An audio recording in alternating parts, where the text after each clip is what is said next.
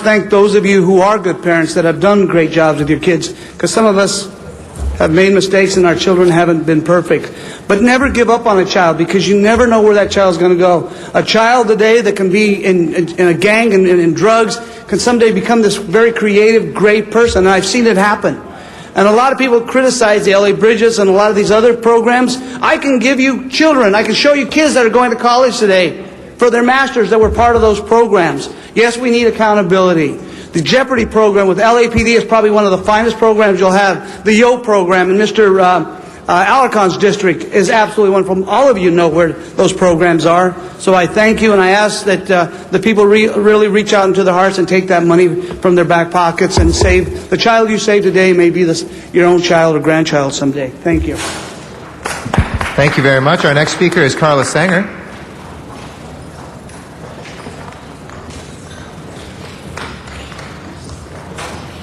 Good afternoon, and congratulations on the mural. Thank you so much. Thank you, President Garcetti, members of council. I'm Carla Sanger, President and CEO of LA's Best, and personally and professionally for 40 years, I've been working in neighborhoods to reduce the tolerance for violence. This is the time where we have everything in place to do what it takes to be able to make a difference by accountability for value. I applaud everyone who spoke to you that said, we need to know where funds are going. We need to know that programs like LA's Best, and there are many, many high-quality programs in this city that have value and that can show and prove they have value. Yesterday, we had the good fortune to reveal a large 260-foot mural on a construction wall that surrounds the new detention center.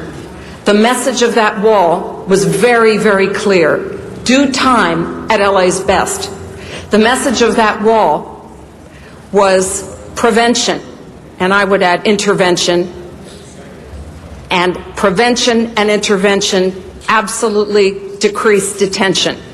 It's not to say that detention isn't critical to the city, because it's a threefold approach, and we know that prevention and intervention and detention together. But look at the cost.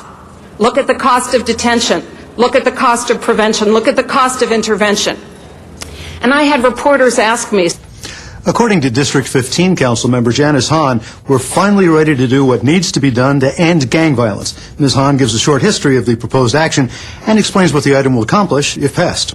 And colleagues, today we're going to be asking for your support to once again to place a measure on this November's ballot to raise $30 million annually for gang prevention, after-school programs, job training programs. I have been so honored to work with Councilwoman Perry and Gruhl to form Mothers Against Gang Violence and create a way that we can finally have a dedicated funding stream, as was recommended in the Advancement Project report, for programs that will keep our kids from joining gangs in the first place, and then giving those who need it real job training skills so they can have a life of productivity. As you'll remember, we've actually taken 2 votes on this measure. Both times we had a unanimous vote here on the City Council to support placing this on a future ballot. You'll recall that we were going to place this on the February ballot, and then in the interest of Prop S, we decided to delay this measure until November. And I was very proud when this council made it very clear that they supported this concept and wanted to place it on the November ballot. Over the past several months, we've made great progress in how we are fighting gang violence in Los Angeles. Progress that I think makes us better situated to put this measure on the ballot in November and gain the trust of the public. We've shown that we're finally ready to do what we need to do to end gang violence in Los Angeles. We're ready to invest in communities with the most needs.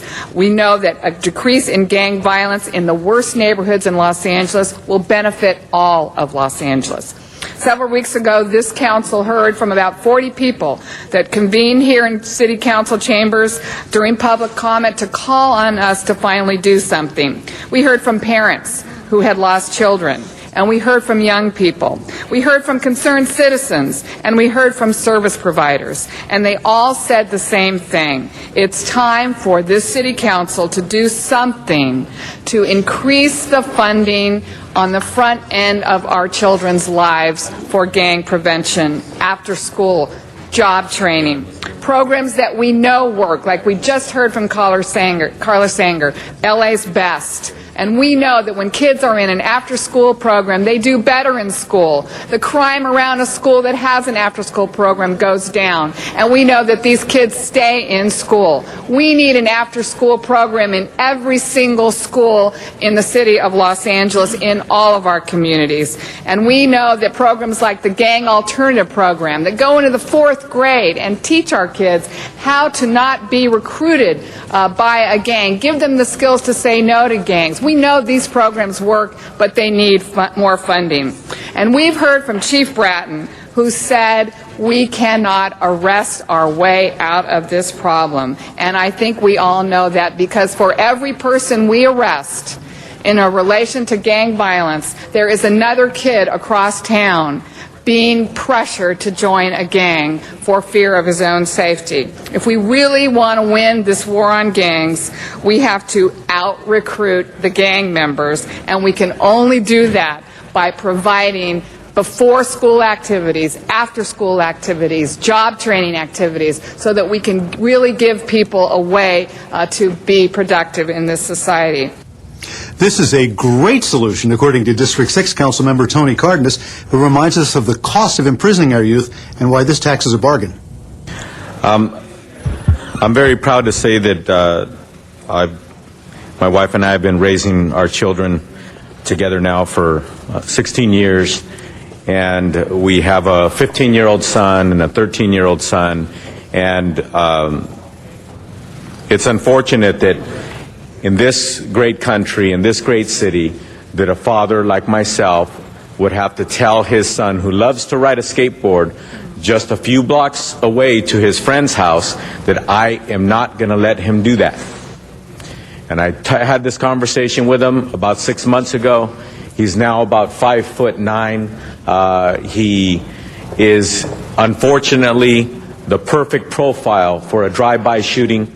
He is not involved in gangs or what have you, but he happens to have brown skin and he lives in a blue-collar community in the San Fernando Valley. And that's enough to be a profile, to be shot at by somebody who says, what gang are you a member of? And no matter what the answer is from that innocent individual walking down the street or riding a skateboard, he's likely to be shot seconds later. It happens all too often in this city. And we've been trying hard over the last few decades to figure out how we can address this issue.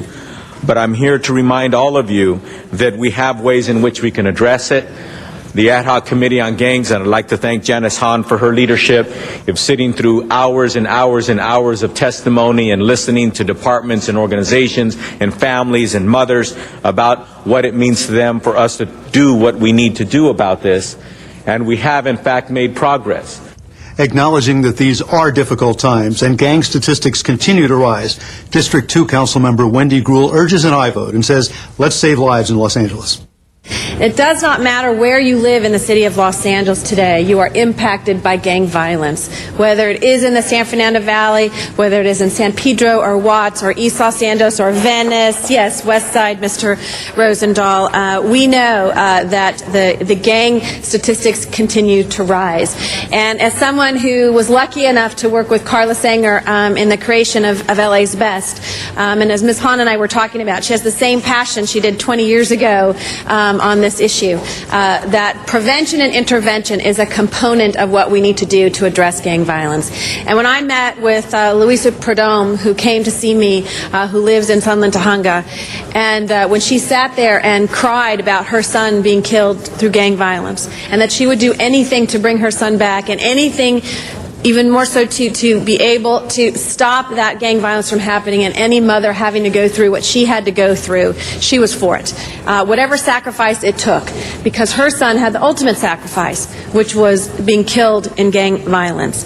And as Ms. Hahn mentioned, the importance of the chief of police, and that he's indicated we can't arrest our way out of this. Yes, it is difficult times, and yes, I had some concerns initially as Ms. Hahn when we started talking about this a few years ago, about how this money was going to be spent, and ensuring that the efforts, particularly of the controller, and that we had the reviews that were necessary to make sure the checks and balances were, and that we changed business as usual, that it was not the same programs before that may have been effective but had no demonstrative really reviews and transparency and benchmarking and accomplishments at the end. And if there's any, I think, ordinance or things that we voted on before, this is one of those that has a lot of checks and balances to ensure that the public understands that not only do we care about this issue because it is saving lives, but fiscally responsible programs, and that we are going to make sure that that occurs. District 1 Councilmember Ed Reyes says this is an opportunity to make a difference in our city and urges his colleagues to give the city a chance with a unanimous vote. And I know for some of you I sound like a broken record because I keep talking about our housing needs, the violence, the deaths that have occurred in my district and throughout the city. But this is an opportunity where those individuals who don't have to live with this on a day-to-day basis can hopefully appreciate that now you are getting hit with tagging, you're getting hit with graffiti. Now imagine with these resources, these youngsters can have a place in which they can display their art, they can display their skills. They no longer have to hit your garage door or your street signs or your walls along your pristine gardens and greenways, because now there's a place for them to go throughout the city. You know, Tony talks about his kids, and I appreciate what he's saying. My 12-year-old son, my 14-year-old son, my 17-year-old son, we live in Northeast LA. We live in areas where there's 3 or 4 gangs within a half mile of our home. And we talk about, my wife and I, do they have their IDs on them? Do they have my business card on them? Because we don't know what's going to happen that day or that night when they decide to ride their bike. Now, this is a personal discussion that happens every day in my house. But for many, many moms and dads, they can't have the discussion anymore because their kid is already gone. Their son and daughter is already gone. And we can make a difference with 10 cents a day. 10 cents a day. That's what we can do as a city. Speaking about Augustine Contreras, a young man who was killed in his District 11, Councilmember Bill Rosendahl says this money is being spent the right way and maintains that intervention and prevention are more effective than suppression. I will never forget 2 years ago I got a phone call that Augustine Contreras, a kid who was just turned 17 in Venice High School, was gunned down in the parking lot. I rushed to the scene and hugged the mother of Augustine Contreras. I never want to see another kid killed anywhere in this great city. These intervention and prevention programs are as much value to me as they are areas that the mayor has put into his gang-zoned areas. If we don't do intervention and prevention, we will have suppression. We will spend $1 for every penny we spend now on getting kids out of trouble. Idle mind is a devil's workshop. We know that. We know that we need, after 2 o'clock in the afternoon until parents come home at night, opportunities for young people to grow, to educate themselves, to be involved. That intervention prevention is more critical, frankly, in my opinion, than all the suppression strategies that just continue the problem. And this is what this is all about. And to dedicate this money, I want to dedicate it in memory of Augustine Contreras so it never happens again. Madam Clerk, please open the roll, close the roll, and tabulate the votes. 12 ayes. Thank you. And forthwith. And with that, the tax to address gang violence through prevention and job training programs will be placed on the November ballot for voter approval. And if approved by two-thirds of the voters, an annual fee of $36 would be placed on each parcel of property in the city, with discounts for low-income seniors. LA City View is the government access cable channel for the City of Los Angeles, featuring live coverage of city council meetings and programming about city department services and events. Now, if you have suggestions or comments about any of the programs you see here on Channel 35 or would like to receive a free viewer guide, call our viewer hotline at 213-473-3978. And we invite you to address the Los Angeles City Council on any item on the council agenda, as well as during public comment. You may come downtown to City Hall or go to the Van Nuys City Hall and participate via video teleconferencing. And remember, you can watch all Los Angeles City Council meetings live in their entirety on Tuesdays, Wednesdays, and Fridays beginning at 10 a.m. On Sundays, you can watch the replay of all the week's meetings, also beginning at 10 a.m.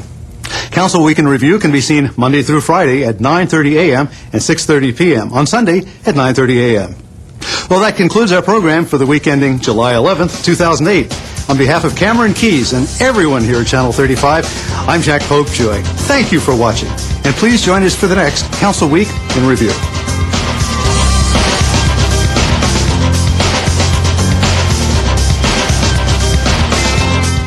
In the city of Los Angeles, when duty calls, the LAPD responds. Hey, John, lower the gun, buddy. John, leave the gun. Working as a team. Go ahead and put the gun down. John, nobody's going to come at you, all right? But I'd feel a whole lot better if you were to lower that gun. To protect and to serve. Why don't you come back here to me, all right? All right, that's good. Walk toward me with your hands up, John. Put your hands up. All units code 466. Thanks for working with me. 299, show me code 6 on the article search for the Amber Alert. To fight crime and to keep our streets safe. Another positive hit on this bag. We believe at this time that the vehicle is in our custody. Any available unit to respond to the northeast corner, 7th and Good for the Amber Alert. 6K, 253 right. 14X11, show us responding. Cycle 2, we're around. This is it. Go.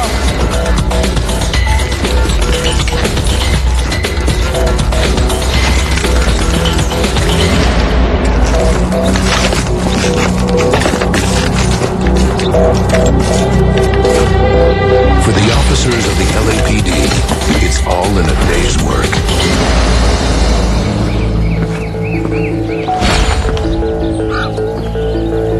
Protecting our families. Look at your daddy.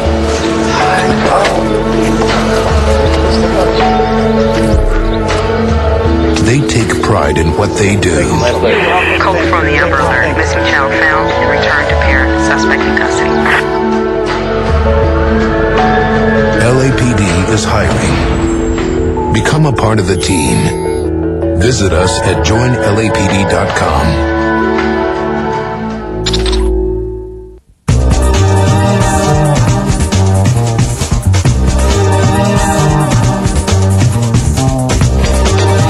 LA City View Channel 35. Your city, your channel.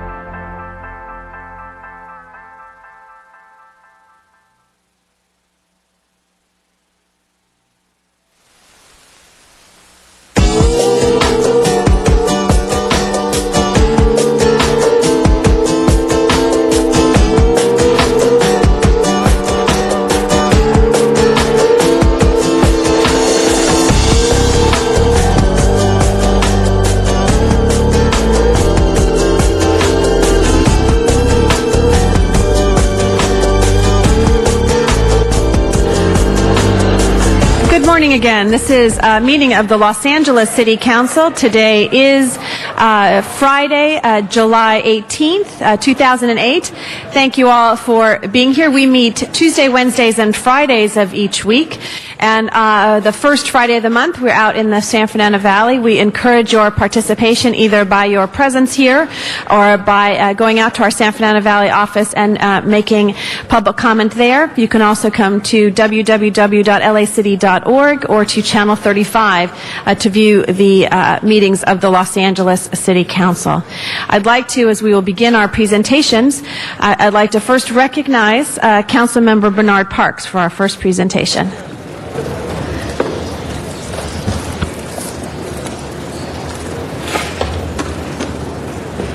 Thank you, Madam President. I'd like to ask Mr. Mark Anderson to come up. He's our new Postmaster General for Los Angeles. Come up here.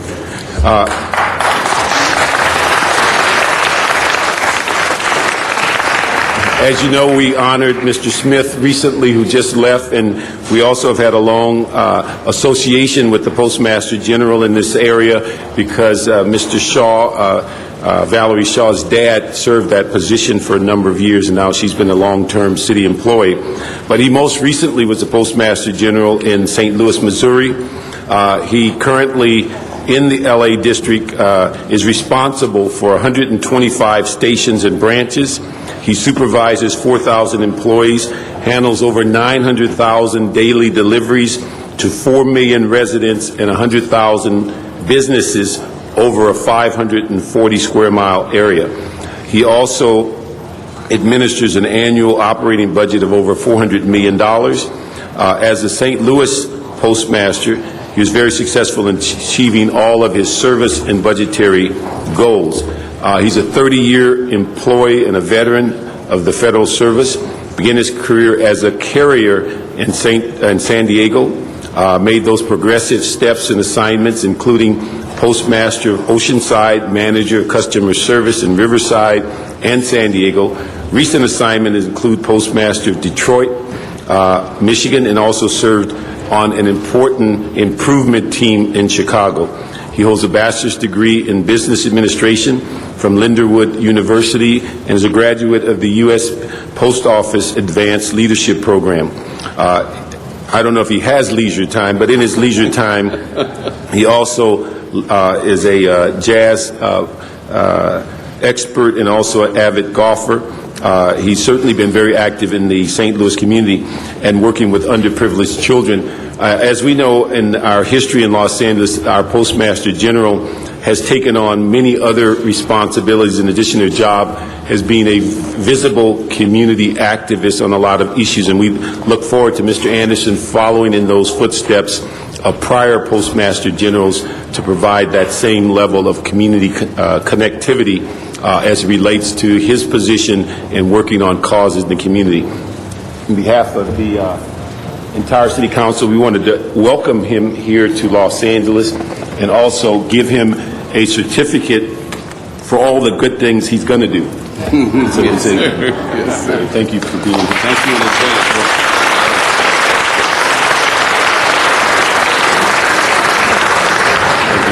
And Mr. Parks, before he speaks, we do have a council member that would like to say a few words. Okay. Okay. Mr. LaBonge. Thank you very much, Mr. Parks. Thank you. Postmaster Anderson, thank you. What an honor it is to be a postmaster. And I think there's just a few really in the country, in the Postal Service and the work that it has done. It's outstanding. It's amazing how you move all the mail and do all the jobs that you do. And my zip code is 90039, which I've lived in my whole life. You just bought the property next door and you're going to improve the parking. So there's task number 2 after Bernard gets you for task number 1. But welcome and thank all the postal carriers and those who work in the facilities for bringing the mail. And I think more of us should write personal notes to people or postcards as I look out to the audience, because I think it brightens it up from all the bills we get. So that little personal note. Anyway, welcome to Los Angeles.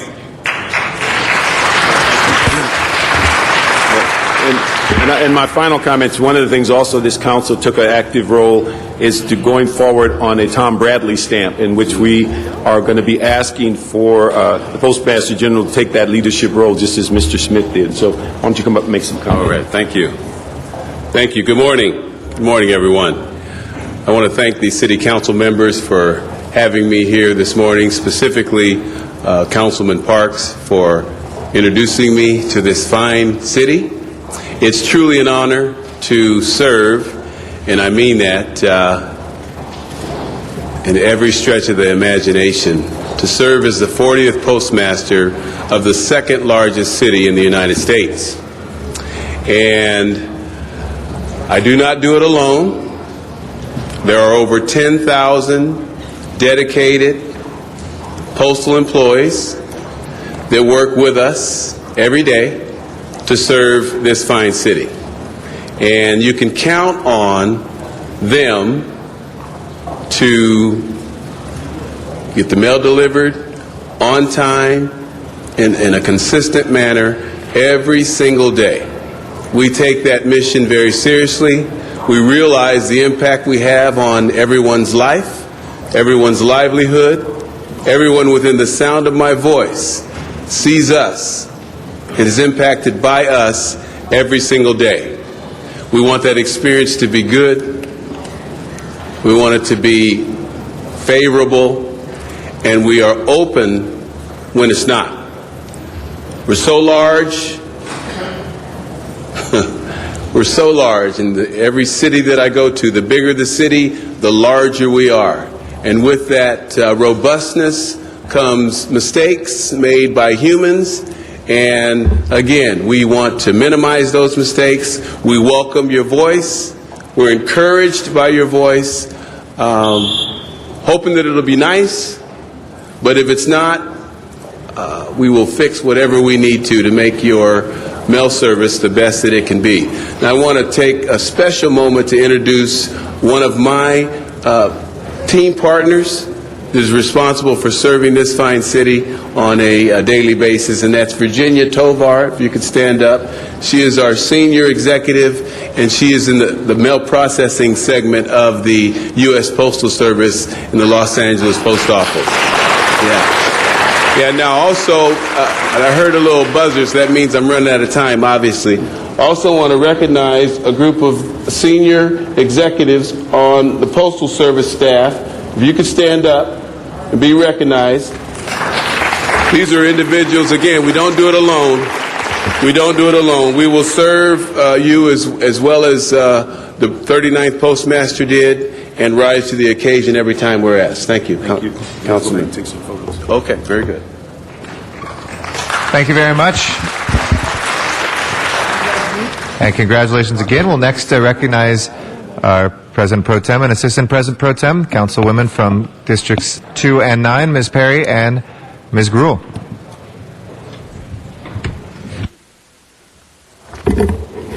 Okay, Wilma, come on up here.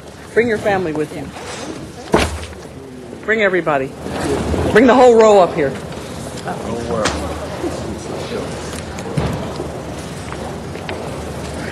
Thank you, Mr. President. Ms. Gruhl and I have the pleasure to celebrate the retirement of Ms. Wilma Pinder, and her entourage is here to support her, who has served the City Attorney's Office and the Department of Water and Power for more than 30 years. Her career with the City of Los Angeles began in March of 1979 as a criminal prosecutor, which is a position she held for 5 years. And for more than 20 years, she served as the Assistant City Attorney to the Department of Water and Power, where she's made various appearances before this council, the Board of Water and Power Commissions, committees, and other venues. Ms. Pinder has served as a lecturer and a panelist for legal education seminars and training classes, both in-house and for local and statewide bar associations. She has also been recognized for her legal skills by various legal associations and for her deep and abiding commitment to public service. Now, she chose to retire on Independence Day, and I guess that has some special significance.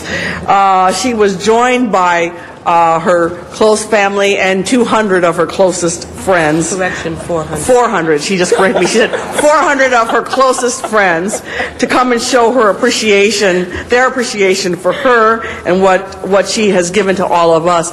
And I just want to say the thing that's most special about her, in spite of all of her highly credentialed professional qualifications and vast experience, she spoke to me on any number of occasions with the greatest of pride about her children and their success too. And I believe one of them is followed in your footsteps. Yes, Deputy City That's Attorney. right, Deputy City Attorney.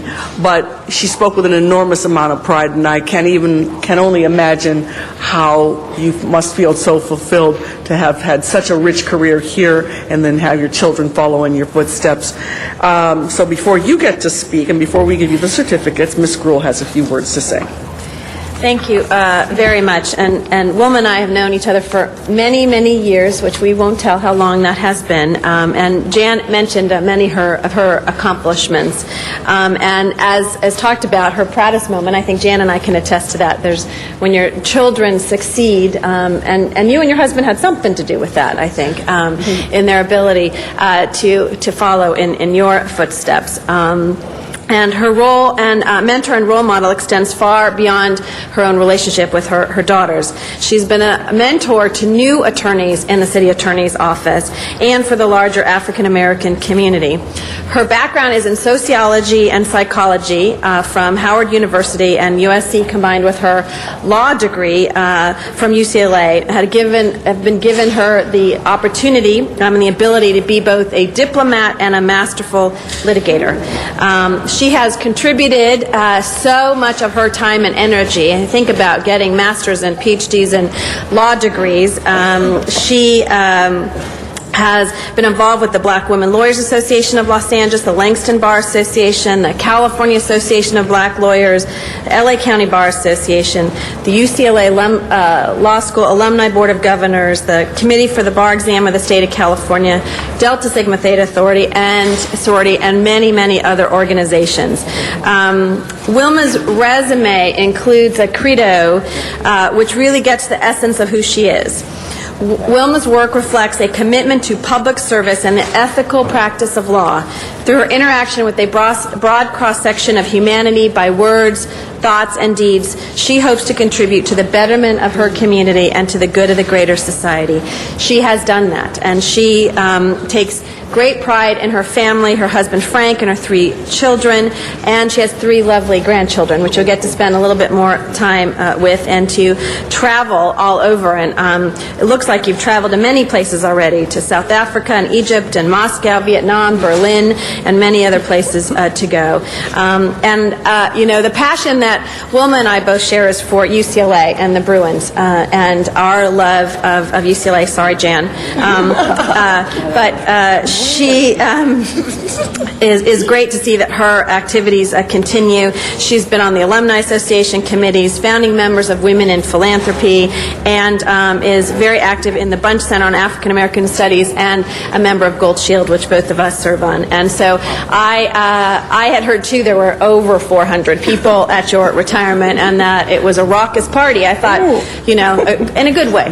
So Wilma is someone that this city is very proud to have had as an employee and someone who's dedicated her life to public service. And we're just happy that we've had the pleasure of knowing her and working with her, and we get to continue that with your family in the future of the city of Los Angeles. And so I want to thank you for those years of service as well, and present you get 2 certificates today, and one more, I think, from the city attorney's office. Yeah, now Wilma has many, many fans, as you can see, and I guess you would call her supervising attorney is here to say a few words, and then after that, then you get to talk.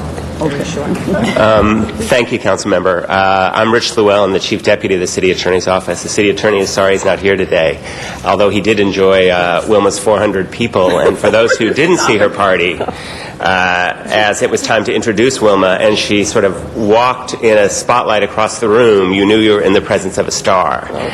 And while Wilma has been a great lawyer and role model for our office, certainly, I think for this body, one of her greatest legacies is representing one of your colleagues. From y'all who have been around, as Wilma pokes me, one of your colleagues was once sued by a staff member for sexual harassment. I won't say who it was, Mr. Wesson, but maybe in your neighborhood. It wasn't you. And It wasn't you. and as if you happen to see the lovely profile on Ms. Pinder in the Daily Journal, one of her colleagues described her unconventional defense that won that case by, one, willing to say to her client, the council member, to shut up right in court when he was going off, and two, in her closing argument saying that the council member was dumb but the plaintiff was dumber, and you couldn't hold them responsible for dumb and dumber. Which, of course, does not apply to any of the members of this body. We just, for the record, it was a litigation tactic, but it was successful. So in addition to defending the city, being a role model for our office, I'm surrounded by some of the African-American employees who Wilma has touched. Most prominently, her senior lawyer daughter that she is leaving behind to run Water and Power in her stead. Oh, wow. And it's been a pleasure for me, the little time I've worked with her. She's been a real role model in our office and for this community, and a friend of this council. And we're losing a great lawyer and friend. Thank you. Thank you. Thank you. And I think Mr. Wesson would like to add his good wishes too. Mr. Wesson. Yes. Thank you, Mr. President and members, and I want to thank Rich for clarifying that it wasn't me. If it was me, my wife would have killed me. Anyway, you look at, Wilma's been a dear friend of mine for over 21 years, and I was honored when her people came to me and asked me to provide a clip on a video at the retirement. It meant a lot to me, and I will always treasure the thought that you wanted me to participate. But when you look at her, you see this sweet, classy, attractive, professional attorney. But Rich hit on it. Don't go to war with Wilma Pinder. She is smart, and she knows at the end of the day how to win, and she did that. Now, I want to say this also on a personal note. There are some colleagues, and I'm not suggesting that they're the colleagues, Wilma, that I serve with today, but some colleagues really enjoy media attention. I don't happen to be one of those elected officials. I wake up in the morning and read the LA Times to make sure my name is not in the LA Times, and then it's a good day. But at this case that Rich Llewellyn is referring to, it was very controversial, and it was in the media every day. The press were out there just like the paparazzi. Unfortunately, I was subpoenaed and I had to testify. I did not want to go through this phalanx of press. And when they were all out there waiting for me, cameras flashing, Wilma had me smuggled in through the back where they didn't even know I was there until I was actually testifying. She was also brilliant enough to sneak me out, so I escaped, and I don't think there was a serious reference to me in the paper. So for that, Wilma, I will always be indebted to you, and I will miss you very, very much. You're the best in your business. So much. Thank you. Thank you. We have a couple other council members who would like to add their good wishes as well, Mr. LaBonge and Mr. Parks. Mr. LaBonge. Thank you very much, Wilma. Thank you for all you did, especially working up at Water and Power, which is so important to protect the city's interests in many different categories, and to make sure the Department of Water and Power always has done the right thing. You got a lot of great joy around you, your daughters, your husband, and everybody. Enjoy the next chapter of your life, and thank you for the service to the people of Los Angeles. Mr. Parks. Thank you, Mr. President. Wilma, congratulations. Some of us know when to retire. Some of us don't. But having worked around you for a number of years, it's just I think the most gratifying thing is knowing you and all the energy you put into your job. But one of the greatest days I've had in City Council is when I saw your daughter come up and introduce herself, and I said, I know your mom, and you're going to end up being just as good as your mom. And that's something that shows you can't do more for a city than to donate your kids to bring up that legacy to continue on in what you've established. She certainly knows she's got big shoes to fill. You broke down a number of concrete ceilings. The early days of the black women lawyers, you could probably meet in a phone booth. But now you've touched people in both government and private practice to where now they have a great opportunity to be successful in their chosen field. But I think you've done a wonderful job, and I just want to commend you for what you've accomplished in the city, and just have a great retirement. Thank you, please. Your time. I would like to say certainly thank you so much to Wendy Gruhl and to Jan Perry for coming forward with me, and also to the City Attorney's Office, represented by Richard Llewellyn. It has been a grand send-off.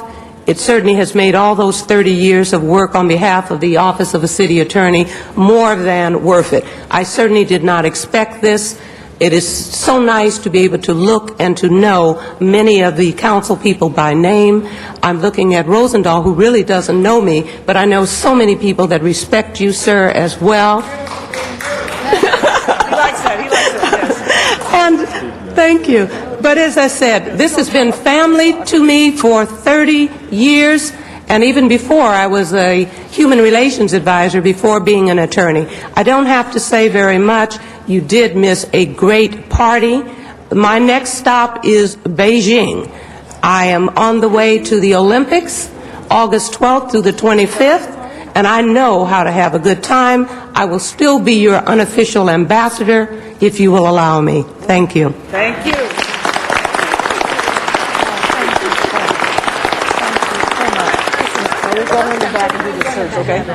Thank you, and again, congratulations. We have our next presentation.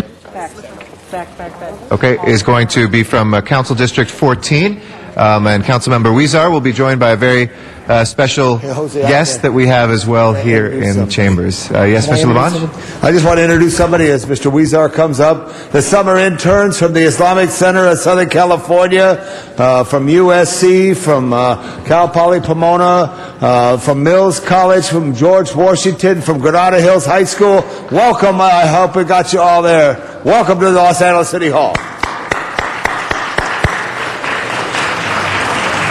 Thank you, Mr. Labange. Mr. Huizar. Thank you very much, Mr. President. I'm very excited to be standing here today alongside Congresswoman Lucia Roybal Allard and members of the Resurrection Parish in Boyle Heights, along with other Boyle Heights residents, to acknowledge the work of a very special man and to celebrate his 40th anniversary as an ordained priest in the Catholic Archdiocese of Los Angeles. We're here today to acknowledge the work and to thank Monsignor John Moretta for the contributions he has made, not only to Boyle Heights, but to all the city of Los Angeles. Muchísimas gracias, Monsignor, for all the work you've done.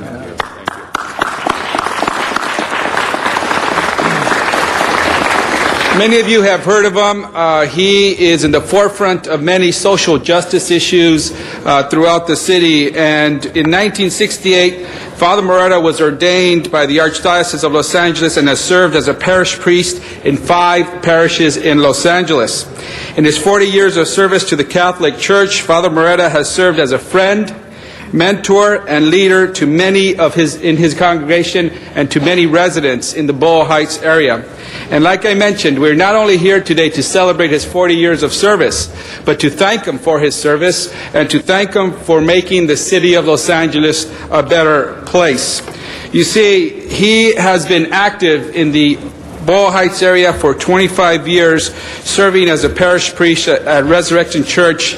And in those years, he has been in the forefront and ensuring that the local community has a voice. And when we say that the local community has a voice, that means that oftentimes Monsignor Moretta is the first to say that we need everything and everyone to speak in terms that the local community can understand. If there is a city presentation or some other presentation, he is the first to say that we need translation and that we actually need to come to the local community in terms they understand. And I've had the pleasure of working with them these last couple of years on two very important issues that have affected the local community. First is our fight to ensure that the City of Vernon does not go forward with a Vernon power plant that will make the air more dangerous for the local residents in that area. And second, we have been active to fight the expansion of a local hazardous waste site that is neglecting to work with the community to ensure that we don't put that local community more in danger. So ladies and gentlemen, I am thrilled to be here with someone who I call a friend, someone who I go to once in a while for my confessions, but I do that as I talk in my... Not very frequently, because there's very little to confess. They're short. My confessions are very short. And I want to congratulate him on 40 years of service to our community. He is someone that really knows the community, and I'm excited that we were able to have him here today to celebrate with the City of Los Angeles. At this time, I'd like to call up Congresswoman Lucille Roybal Allard, who made sure she wanted to be here because they have a long-lasting relationship, and they've also worked very closely in the community. Congresswoman? Thank you very much. President Garcetti, members of the City Council, Councilman Jose Huizar, thank you for this opportunity to be here today to pay tribute to Monsignor Moreta. And I'm thrilled that I was able to catch a plane in time last night to be here this morning. I would like to take this opportunity to present a congressional tribute to Monsignor John Moreta on the occasion of his 40th anniversary of ordination into the priesthood, and equally as important, his 25th anniversary as pastor of Resurrection Church in Boyle Heights. I have known Monsignor, and I keep wanting to call him either Father John or Father Monsignor, because Father John is how he is lovingly known in our community. The pleasure of being here to recognize the many, many years of work that he has done to empower the Latino community of Boyle Heights. Not only by encouraging the community to learn English, to become citizens, and to become politically active, but empowering them to fight against unwanted projects in our community. For those of you who have a long history here in the city of Los Angeles, or who, like myself, was born in Boyle Heights, you remember how the East Side community of Boyle Heights has always been the dumping ground for unwanted projects, from freeways to hazardous businesses that have always come to Boyle Heights. And Father Moreta, when they wanted to build the prison, an East LA state prison in East Los Angeles, organized the community, who finally said enough is enough. Everyone said that that fight could not be won because the power, the political power of California was behind this state prison. It was a 12-year fight, but nevertheless, the community and the organization which Monsignor Moreta helped to create, the Mothers of East Los Angeles, defeated that prison. A few years later, they wanted to bring in a hazardous waste incinerator with no environmental impact report. Again, it was a state-of-the-art, supposedly incinerator that was coming again into the East LA community. Again, they told Father and the community, you can't stop it. There's too much power behind it. That was a 6-year fight. And with the leadership of Father Moreta and the community, that too was defeated. Those are just two examples of the tremendous work that Monsignor Moreta has done to bring the community together, to empower the community. And Councilman Jose Huizar has already mentioned the current battles that are taking place today. But I just want to highlight one more thing, and that is the CLEAR program, that I was very fortunate to bring money to create a CLEAR program in the Boyle Heights community.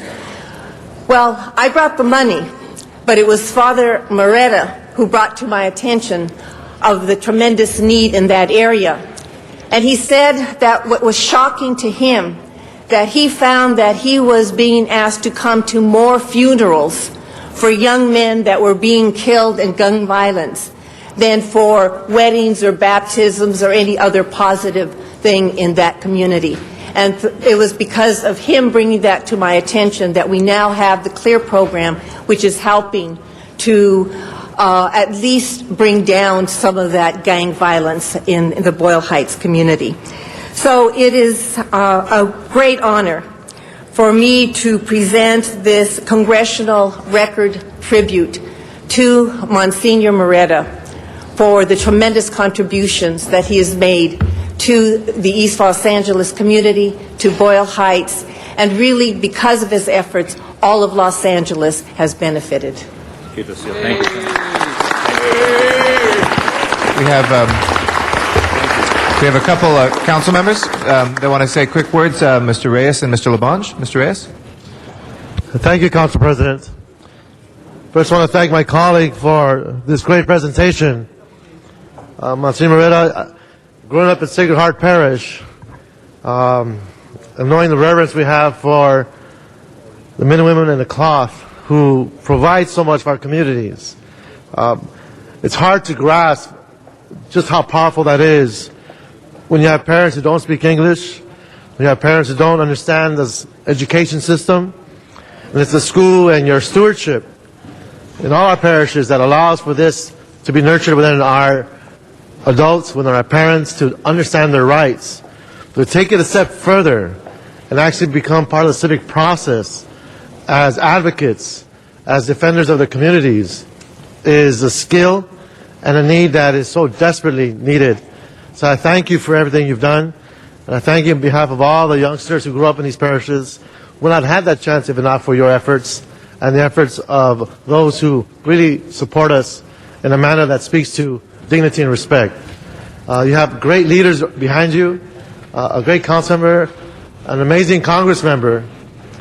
I think of those of us who don't fly every other weekend to catch a plane on time with today's industry's issues, and to be here is but a small gesture of all the great things our Congressman has done for us in this great city.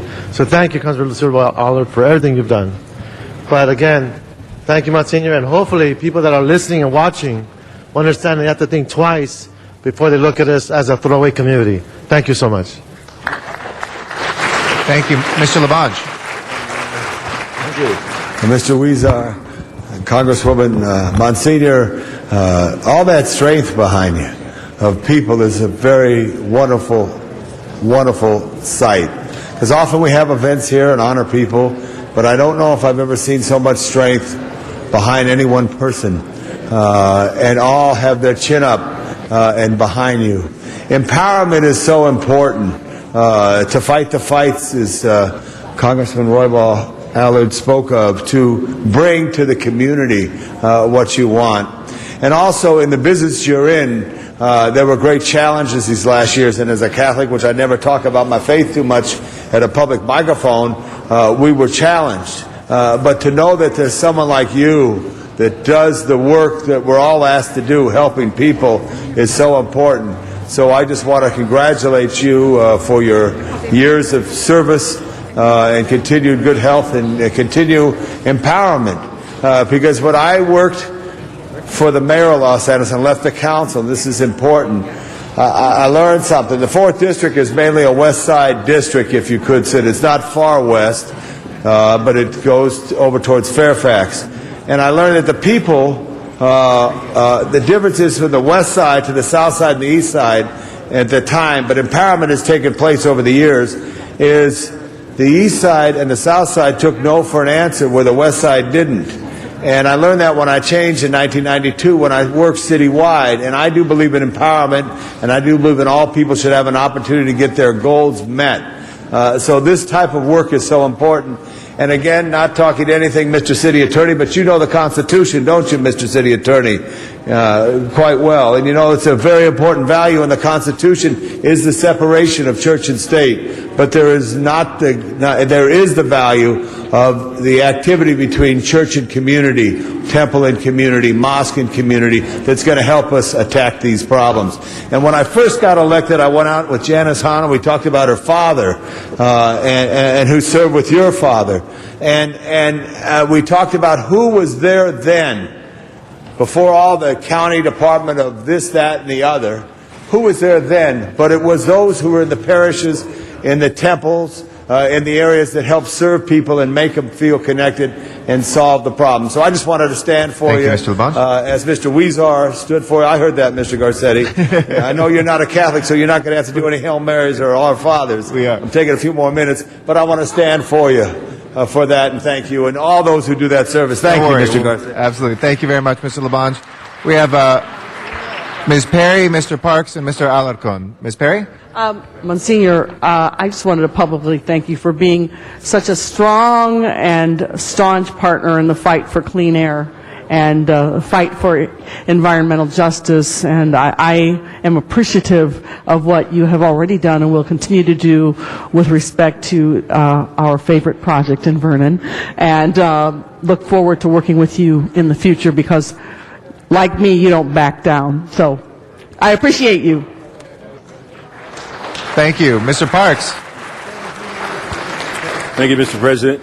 Monsignor, I know for several years we heard about you throughout the police department. I didn't know until I went to Central Bureau just how much of an impact you had on my overtime account. Because every time we looked up, Father would be, or Monsignor would be leading a march, an activity, a street activity, and each time we'd have to assign personnel there to make sure that he got safe passage as he was doing. Yeah, we always did. But he certainly crystallized a number of issues, and when we go to a meeting with him, he would always have the interests of the community at heart, and certainly, and if you go into a meeting, very organized, to the point, people get their message across, no waste of time, no nuances. It's always talking about how do we help the community and bringing services. And so I've always appreciated it, and certainly the officers at Central Bureau appreciated you because you would have them bring up their overtime checks and they'd say, keep going, Father. But I want to thank also the community for being here because without the community, as we know, we clearly are not really in a public service role. And the greatest way to determine if you're a leader is look behind you and see if you have followers. And I think what you have today is clear indication of those who have followed you. And Congresswoman, thank you for being here.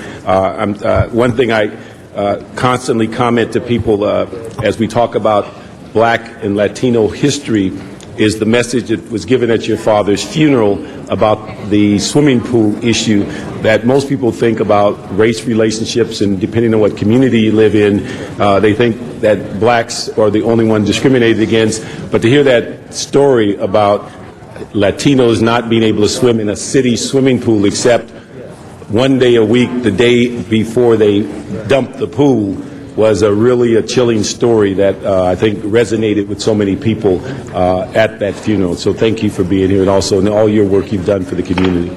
Thank you. Thank you. Mr. Alarcon. Father, I too want to commend you for your service to the community. And in just a few minutes, I'm going to be recognizing the probation and parole officers and community for what they do for our community. And in that process, my staff pulled up this old information that in 1841, John Augustus, a Boston cobbler, he's credited as being the father of probation because he persuaded the Boston Police Court to release an adult drunkard into his custody rather than sending him to prison and giving him the chance to reform this person because he believed he could reform that person. I thought that the spirit of John Augustus lives in the good Monsignor because he believes in reform. He believes that while others say that that certain people and certain communities are negative and contributors to society that will never reform. He's a constant reminder that when we work together, we can create positive change, and we can, whether it's an individual or whether it's beating down a movement to create a prison and sending a negative message right in the middle of East LA. So, Father, I just wanted to say that we need more people to believe in reform. We need more people to believe in the positive that sometimes is hard to see, but is nevertheless there in the human spirit and in the community spirit. So I want to commend my colleague Jose Huizar and, of course, the great Congresswoman Roybal for allowing us to not just recognize you, but allow the community to reflect on what it means to believe in the positive spirit that is there, and to take action to make sure that others have that success that otherwise would be dormant. So thank you so much, Father, and for all your leadership and continued success. We need you. Thank you very much, Mr. Alarcon. And that is our last speaker, so I'll turn it back to Mr. Huizar. Great. Thank you very much, Mr. President. Thank all of you for your wonderful comments. And what you see behind us are residents from the local community that have been working with Monsignor to make our community better. And many of them meet every Monday night at the parish to continue with the CLEAR program that the Congresswoman mentioned. And as many of you know, today the mayor has announced 8 gang reduction zones throughout the city, and they are actually modeled after the success that we saw here at Resurrection Church with the leadership of Monsignor. And they are committed. They meet irrespective if it's a holiday or not, and it has truly made a difference, just like the Congressmember said. Before, it was a community riddled with violence. Children were afraid to go out and play in the streets. And today, it's become a neighborhood again. Neighbors get to know one another. They talk to one another. They hang out on the front street. And we're building a community thanks to the leadership of Monsignor Moreta and all the parishioners of the church and all these great, wonderful people here. As you see, there's a lot of love in this room, and it's because our leader has set an example of what Jesus Christ had set out, and he gave his oath to him. Thank you very much, Monsignor Moreta, for everything you've done on behalf of the city of Los Angeles and on behalf of the community. Thank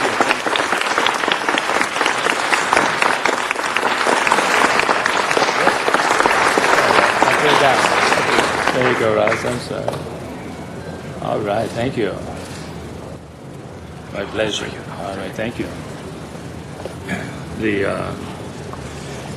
There's 1 second left on the clock, so I won't. I think that's a sign. But I want to say we'll one keep thing it frozen there. Don't worry. To Ms. Han and Councilman Labange. When I was just a young priest on the west side, I was in Culver City.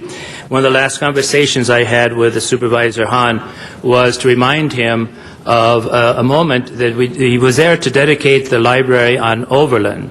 It was a brand new library. It was around 68, 69, something like that. I was just a young priest, so I was the rookie in the house. They sent me to give the blessing, but they warned me, the Chamber of Commerce warned me, now, Father, you're on the west side. We know you're a Catholic priest, but remember, there's a lot of people who don't believe in Jesus. And so, be easy on that. So I went up there, and I gave the most neutral little blessing as you could find, God Almighty and everything, amen. Your father got up there. The great supervisor, Kenny Han, got up there, and I reminded him of this story, and he remembered it. And he started quoting the Bible and quoting Jesus Christ.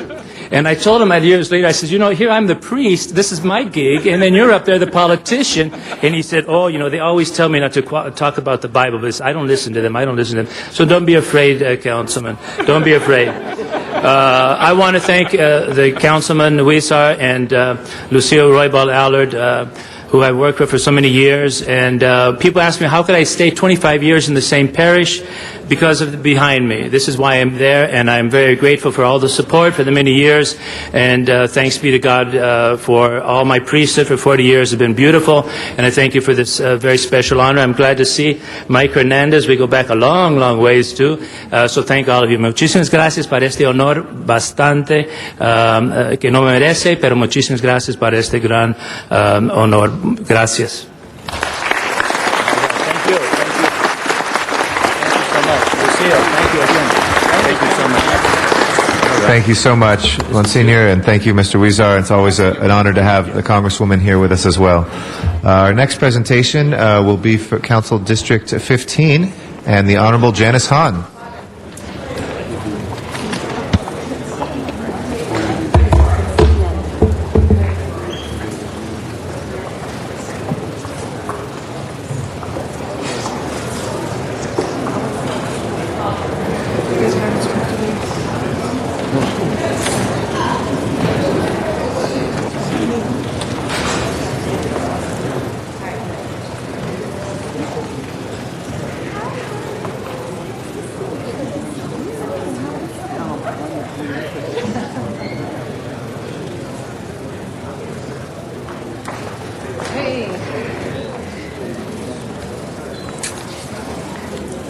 Colleagues, today we have with us the boys soccer player, the coaches, and the principal of Banning High School because they are the 2007-08 City of Los Angeles champions.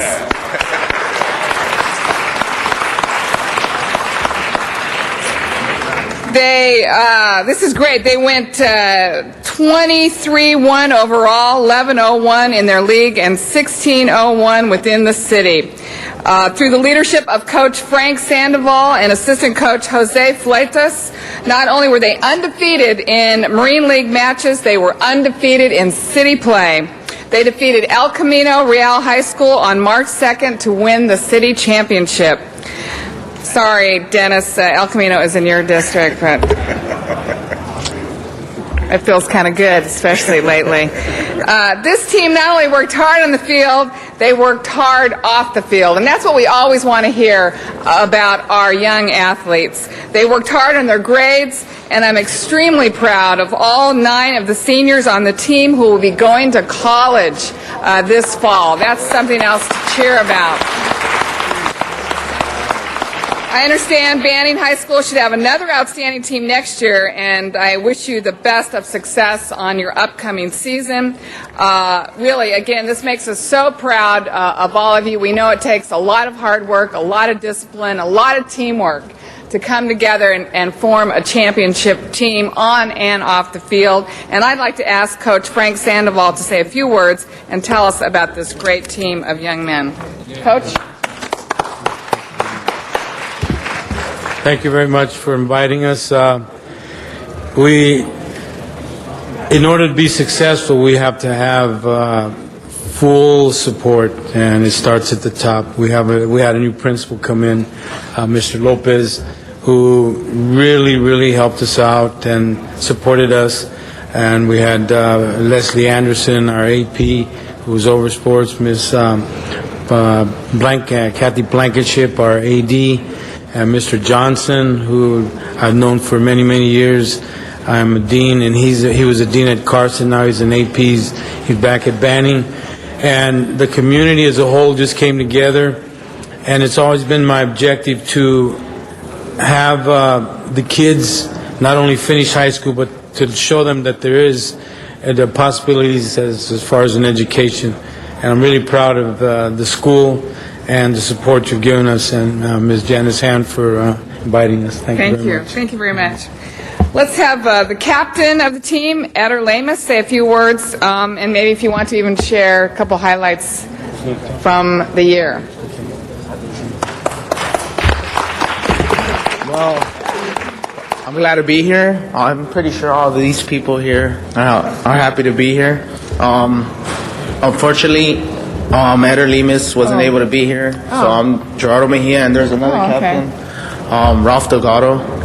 Well, we worked hard on and off, as she mentioned, and we'd practice, even when we weren't practicing, we would practice off the field. On our school, unfortunately, there was a couple of students that couldn't be here, but we're Memo Garcia or whatever, and we would practice during the summer. We would do good on our grades. Every time we had a chance to play, we'd play. We'd play Sunday leagues or whatever, like to raise funds. We would play against other teams as well. All around Los Angeles, we still play. We have a couple of members that are going to 4 years, or we have members that are going to community college as well to keep on pursuing what they want to do. And I'm glad that I was part of this team, and we're all happy that we won the city championship. It was a great feeling, like winning it. We'd all felt, some of us cried, and most of us were seniors, so it was good that we won it before we left school. So I'd like to thank Janice Hahn for presenting us, and all of you guys as well. Thank you. Thank you very much. And now it is my great pleasure to present this congratulatory plaque to Banning High School on being the 2008 CIF LA City Soccer Champions. And it's presented by myself with all the wishes from my colleagues. And I'd like to present this to the principal, Robert Lopez. Do you want to say anything? I want to take this time to thank you for honoring my boys and our team and our school. I always say that I'm the very, very proud principal of Banning High School, and you can see why. I have outstanding young people that I'm the principal of. I work with many outstanding people like Frank Sandoval, who not only is successful as a soccer coach, but he's successful as a dean of students. He never raises his voice. He always treats our students with dignity and respect while disciplining them, and he was recognized as the Adult School Teacher of the Year. So again, this is why I'm proud. One thing about playing El Camino in the city championship, the team was physically bigger than ours, and the refs let them play. And we still won, which is a tribute to the heart and determination of our boys. Thank you very much. Thank you very much. And I'll have certificates for all of you young men in the back. Go Pilots. Thank you very much, Ms. Hahn. Our next presentation is Council District 6 and Mr. Cardenas.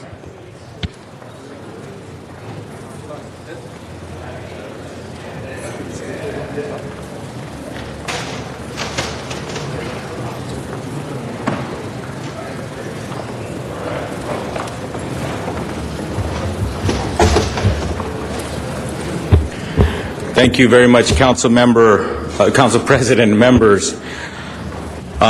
It gives me great honor to make this presentation today because we're honoring two students and their mentors.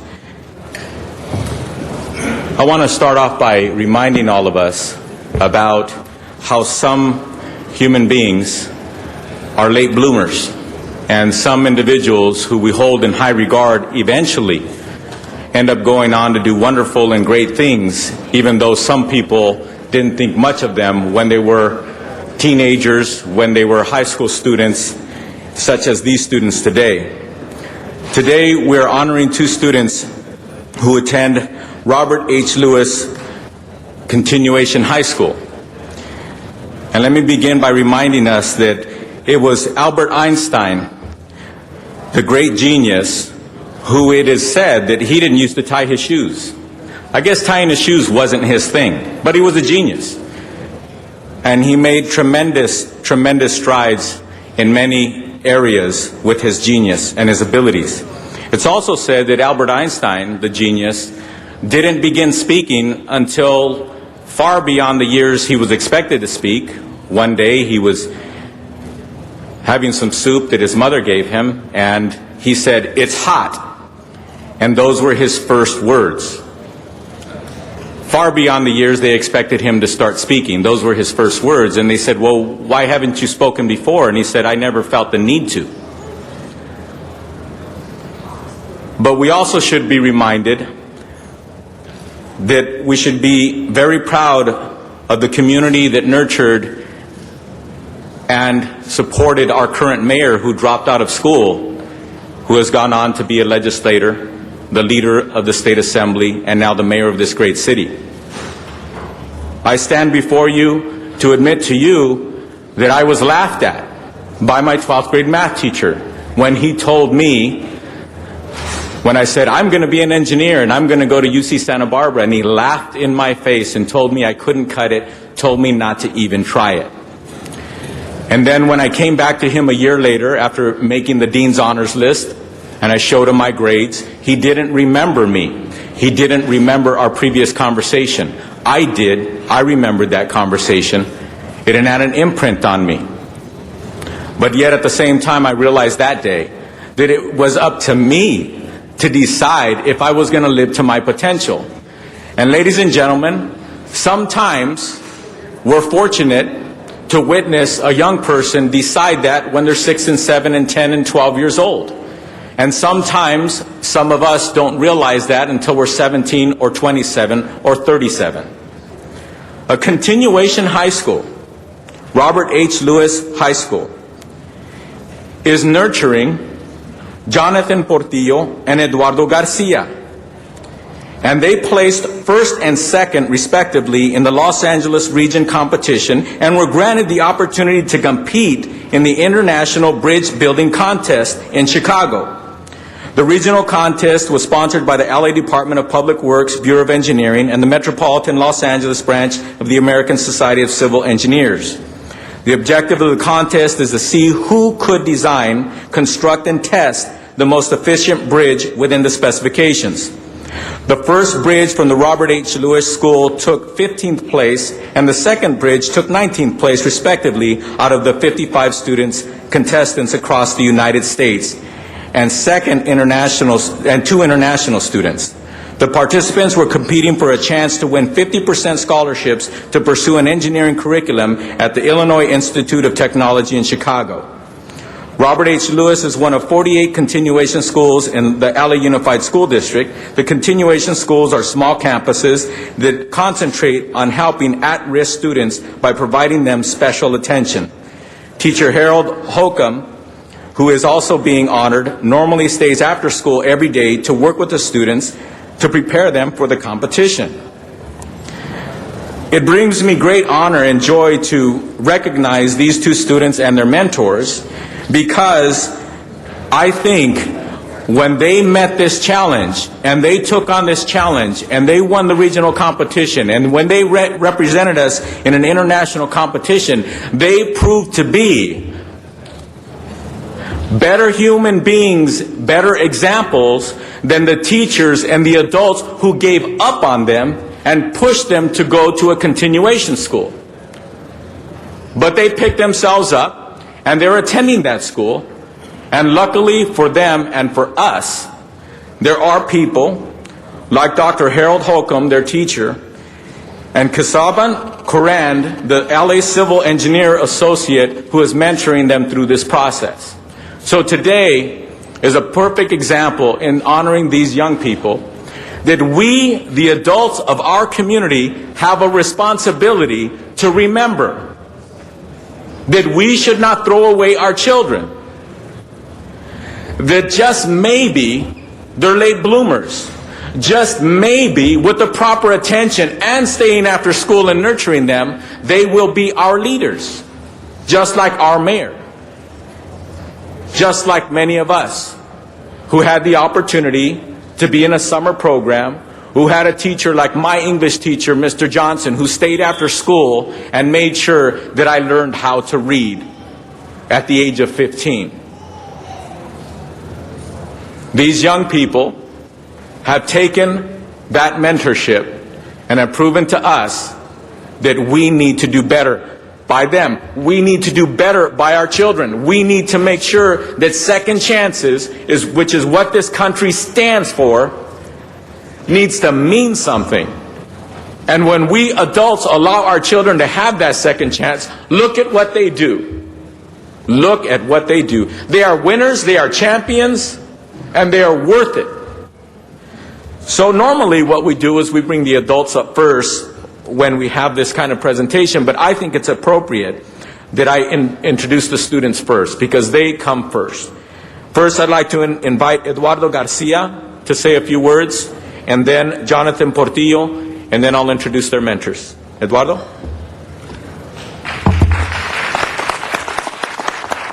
Hello. As you guys can imagine, I'm pretty nervous up here. But yeah, when I first entered this competition, I had no idea what challenges it was going to bring up to me. And if you guys try building bridges that hold up to 100 pounds out of little sticks and glue, you'll see how hard it is. It's pretty hard. This was a great learning experience for me, and just as Mr. Cardenas said here, second chances do work. I never thought I would have ever gone to a continuation high school and bettered myself and changed my life and, do something with my life. And I took that on responsibility myself. And if there was leaders just like him and all you guys to push us and go ahead and give us that second chance, then yes, we will do the things we need to do in order to advance in our lifetimes. And with that said, I want to present this award to Mr. Tony Cardenas in appreciation for your dedication, support, and service to the Lewis High School community, July 18th, today. Thank you. Jonathan Portillo.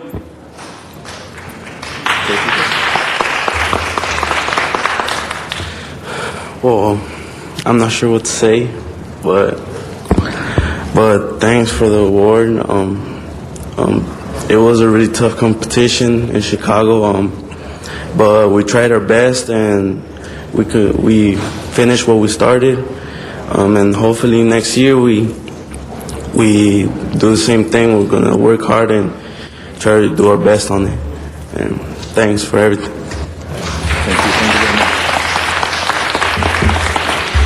Dr. Harold Holcomb, their teacher. Good morning. I'd like to thank Mr. Cardenas for acknowledging the students in Lewis High School, and just to note that these young people excel. They try, they push themselves, and it's an honor for me to work with them. And our principal, Mr. Trudeau. Thank you. Thank you very much. Kasavan Kurand, our LA City civil engineer. Good morning. Thanks for Mr. Tony Cardenas. No closer. I am great pleasure to come here, take this opportunity to help the students. I like to participate and encourage students to come to the engineering curriculum. That's our goal. So far, Bureau of Engineering in the last 7 years take part on this program. We came last 3 years in the regional level. We came first and second at Lewis High School. I'm very proud of working with the team. We have a nice team, including Principal Mr. Chuck, Mr. Dr. Halcom, and the 2 students. Every year we need to recruit students because students keep moving. When the team moves, we have to build the new teams. That's the way we like as a work as a team, to build the team and train them, motivate them, go to the regional level first. Then once we are there, when we win the first and second place, we go to the international level. We won't retire until we get the first place in the international level. That's our goal. Thank you. Thank you. Thank you very much. Thank you. I think it's interesting that these young people build bridges, because that's one of the things that we need to do in our communities. And they proved that when the adults get their act together and actually provide that bridge for these students, like these dedicated people at this continuation high school and our civil engineer representative here, we do wonderful things. And I'd just like to remind us that all too often, we as adults, especially those of us who are supposed to be responsible adults, policymakers like ourselves, we don't put enough energy and emphasis in the bridges that we should be providing for our young people in our community. So with that, I'd like to give these resolutions to first Jonathan Portillo, our student.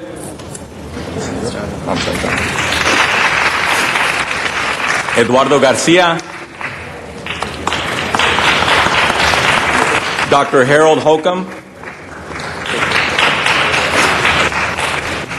Hasavan Kurand. Congratulations, and thank you very much for honoring us and providing that example for our community. And before you leave, Mr. Reyes wants to add his good wishes as well. Mr. Reyes. Thank you, Council President. First, I want to thank you, Councilman Cardenas, for your sincerity, your depth of understanding, because growing up in it, you know how it feels. And when we see them, we see ourselves in you. And to see you succeed reinforces all the sacrifices we make. At times you get folks who come to this podium and will And it's their right. It's democracy. You can express yourself. That's what's beautiful about this country. But we're also human beings. We're also folks who have gone through struggles and are giving back. And Councilman Cardenas has done that. But as students and the engineers from the city, thank you so much. Our former city engineer, if I'm not mistaken, thank you, sir. I just want to say to you, thanks for your stewardship, the extra that you give is going to make this city that much greater. And you just never know. We might have our future mayors and future doctors, future engineers for the city standing right here holding these very same awards. And if it wasn't for you, just maybe it might not have happened, just like we experienced in our lifetime. So thank you so much for that. And thank you, Councilman Cardenas, for your sincerity and the depth by which you are able to articulate what we go through as individuals, as human beings, and also our opportunity to give back as elected officials. Thank you so much. Thank you, guys.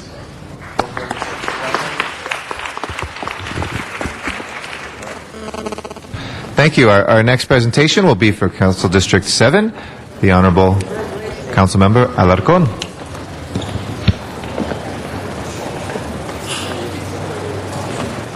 And as he's going up, I think we have a very special introduction. I'd like to recognize Councilmember Huizar for a young constituent he'd like to introduce. This is a very young constituent. As you can see, it says here, vote for my dad on his T-shirt. But this is young little Simon, and I just want to present him to the city family, born to my wife and I 5 months ago, and he's active already and wants to press all these buttons, but we have to teach him it's a yes or no. So, little Simon, thank you, Mr. President. We're happy to recognize him to speak as soon as he has a couple words. So. Mr. Alarcon. How do you follow that? Members, as I mentioned just a few minutes ago, we are here to recognize those people who dedicate their lives to public safety in a way that believes that we can reform people from perhaps a pattern of criminal activity and make them productive members of our society. So I'm specifically referring to the Probation, Parole, and Community Supervision Week in Los Angeles. Today I've introduced a resolution to declare that this is 2008 Probation, Parole, and Community Supervision Week in Los Angeles, recognizing the tremendous work and partnership of those people in probation and parole. They're sort of behind the scenes from society, but they are out there working very hard with literally hundreds of thousands of people who have found themselves involved in crime. I wanted to paint a little history for you. My staff pulled up some of this stuff. I don't know where they got it, but maybe they Googled it. But this is very interesting, and I think it speaks to the nature of probation and parole, and that is that their purpose is to reform those people who have found themselves involved and convicted of criminal activity. I mentioned that in 1841, John Augustus, just a cobbler, was credited as being the father of probation when he persuaded the Boston court to release an adult drunkard into his custody rather than sending him to prison, which was the prevalent means of dealing with law violations at the time. His efforts at reforming his first charge were successful, and he soon convinced the court to release other offenders to his supervision. In 1876, Zebulon Brockway, who is credited as being the father of parole, for implementing the first parole system in the United States, because he proposed a two-pronged strategy for managing prison populations and preparing inmates for release. Indeterminate sentencing coupled with parole supervision. His ideas reflected the tenor of the time, a belief that criminals could be reformed and that every prisoner's treatment should be individualized. So today I'm pleased to honor some of the great professionals from the United States Probation Department, Central District covering Los Angeles, and the California Department of Corrections and Rehabilitation, and the County of Los Angeles Probation Department for their work to help ensure child safety and our community safety through proper supervision of parolees and probationers while assisting them to stay crime-free and becoming productive members of society. A tough job indeed, and obviously we always hear about unsuccessful situations, but these people don't get credit enough for their successful treatment of these probationers and parolees. So why are we honoring them? Because they help make our community safer. Helping these formerly incarcerated family members We have to remember that these formerly incarcerated folks are family members, and with proper supervision and guidance, we can lead them to positive choices. Let me mention some glaring statistics about Los Angeles. In Los Angeles, over 135,400 people are under community supervision. It affects tens of thousands of families. Approximately 25,000 young people are under community supervision in Los Angeles, and we must help turn their lives around. And thousands of parents are under community supervision. Our city must strive to protect, expand, and observe the value of rehabilitation so that parole and probation professionals achieve offender community behavior change that means less crime and taxpayer cost of incarceration. So we're going to recognize individuals who are doing the right thing in the system, who are going beyond probably what their requirements are, to believe in reform of people who otherwise have been tossed aside by society. So first, let me recognize some of the management. Here representing the U.S. Probation Central District of California, we have Chief Loretta Martin and Deputy Chief Michelle Carey.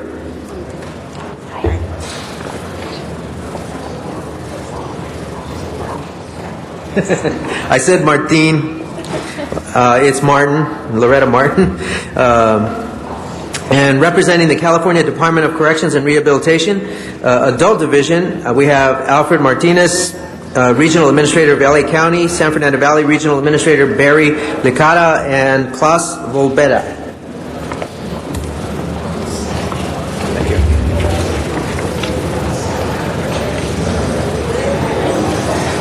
The Juvenile Division, we have Eugenia Ortega Guzman, Deputy Regional Administrator of the Southern Region, Robert Crawford, Judy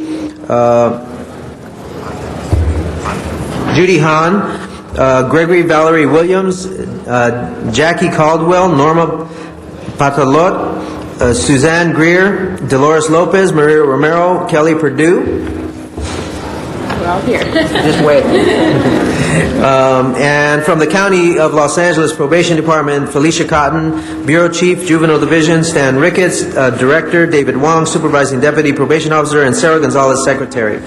Now I'd like to really talk about those we are honoring for their special work. First of all, from the U.S. Probation Department, we want to honor a 16-year employee of the U.S. Probation Department, Rick Lugo, recognizing for implementing a ready-to-work program based on a successful Department of Labor initiative that puts probationers into job opportunities.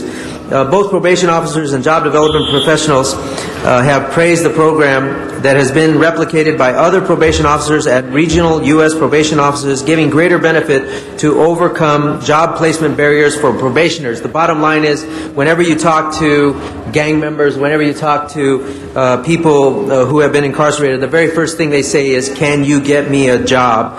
Rick Lugo is getting these folks jobs, and in doing so, he is rehabilitating them toward a positive lifestyle. So, Rick.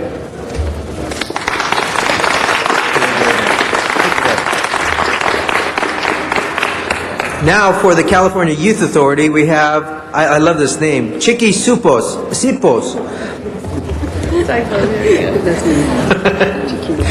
Chiqui? That's my nickname, Chiqui. Okay, that's all I have here. Real name is Chiquita. Oh, okay. Chiqui is short for Chiquita. 33 years with the California Youth Authority until she retired in 2001. The last 7 years with the California Department of Corrections. Is that correct? Yeah, Division of Juvenile Justice as a retired annuitant. Recognized for the success of the Reentry Challenge Grant, assisting juvenile parolees return to Los Angeles and to receive resources and services proven to reduce recidivism. Through effective exposure of DJJ in the community, she has paved the way to ensure collaboration occurs between established agencies to welcome home juveniles in a manner that embraces the attitude of rehabilitation. Chiqui, thank you so much. Thank you.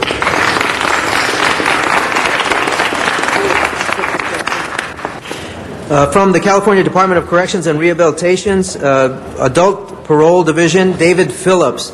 He is recognized for development of resources at Olive View Medical Center in Sylmar for the emergency mental health treatment of parolees in severe crises. His proactive involvement has helped get treatment for mentally ill parolees that has enhanced community safety and kept people needing treatment, not punishment, out of incarceration. David, thank you so much for responding in urgent situations.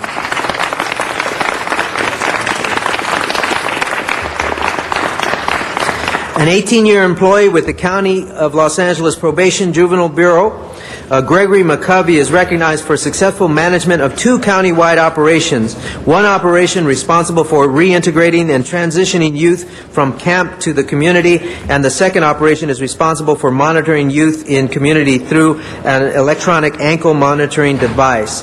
Under his leadership, the department has experienced a significant decrease, 68%, of the number of youth returning to camp. So we obviously owe a debt of gratitude to Gregory McCovey. Thank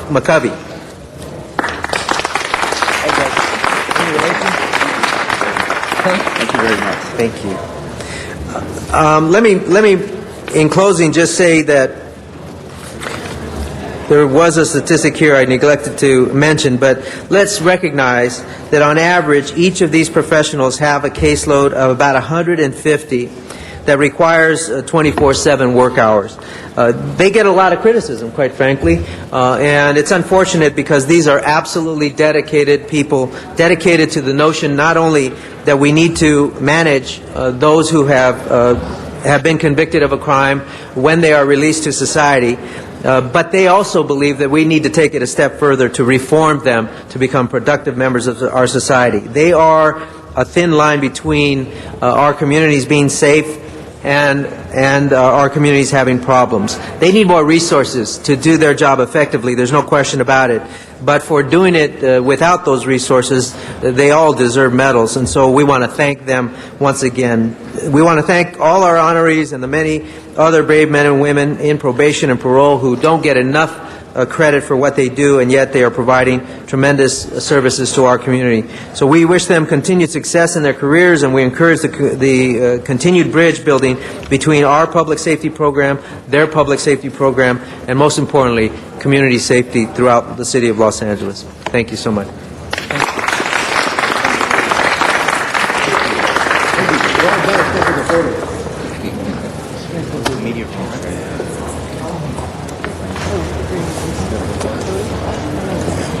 Thank you very much. That'll end our presentations for this morning. Madam Clerk, if you'll call the roll.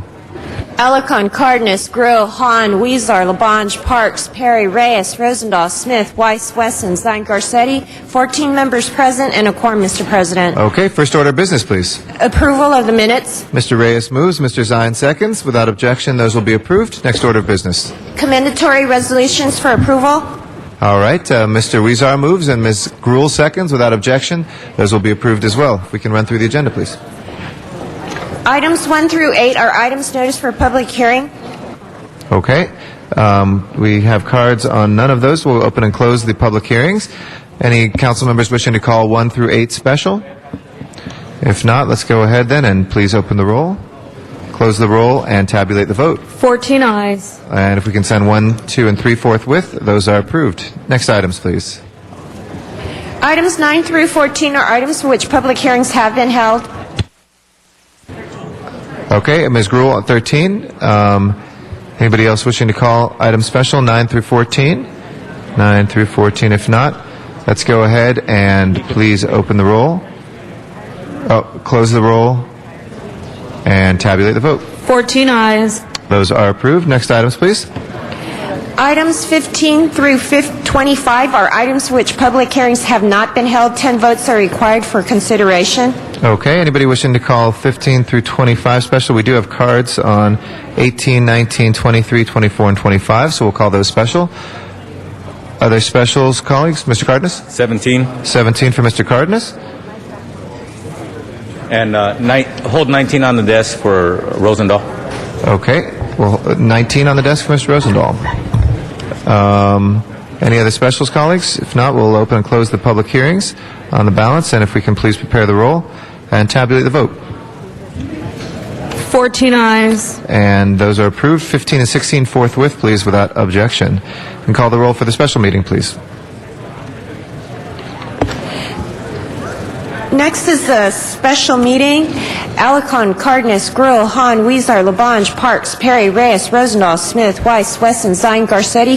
14 members present and a quorum, Mr. President. Okay, we've got cards on 26 and 27 and also on 28. So we will call those special. And if we can continue those items back into the regular meeting, and that will take us to public comment. So we can take up public comment. Our first speaker is Arnold Sachs. After that is Noel Weiss.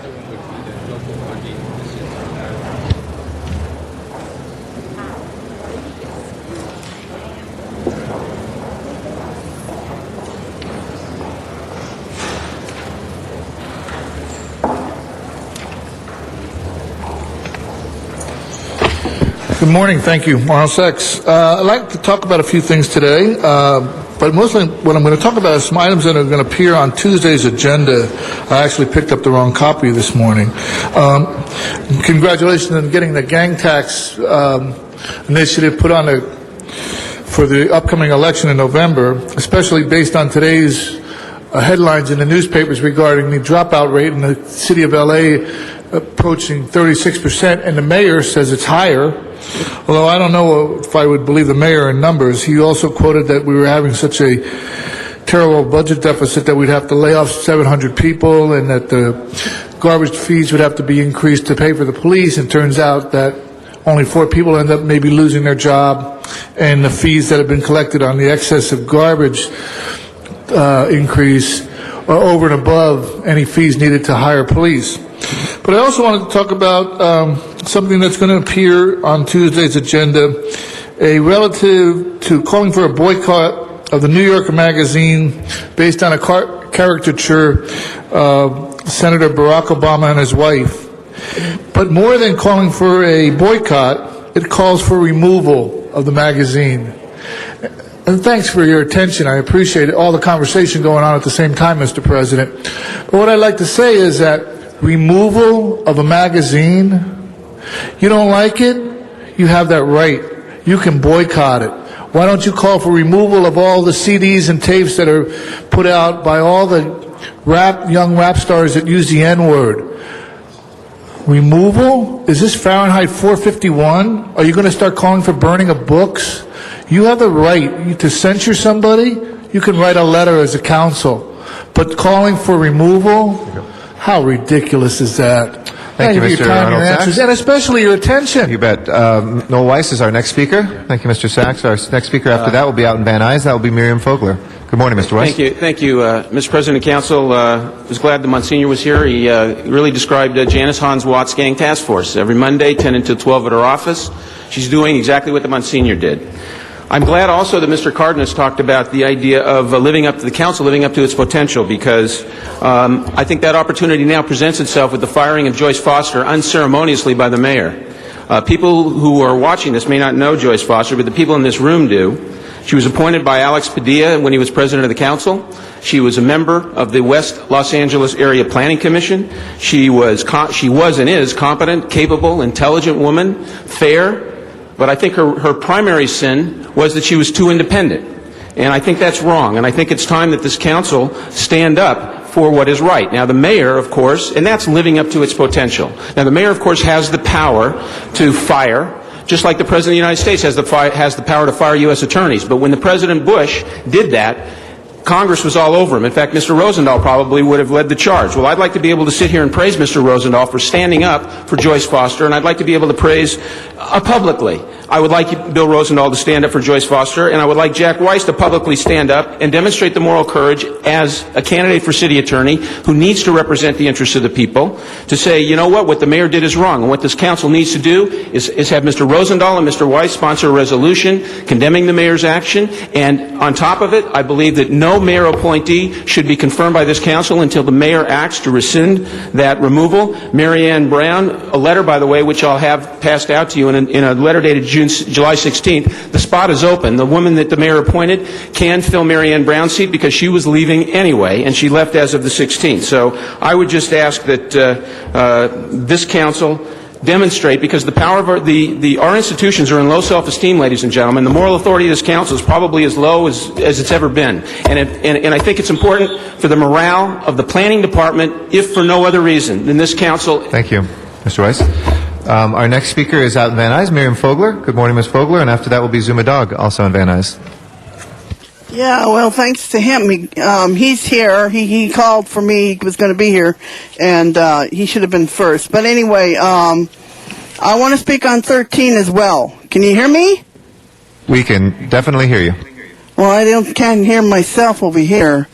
Okay, so anyway, I want to speak on number 13 because I need to put my name for that. So if I hope that was called special.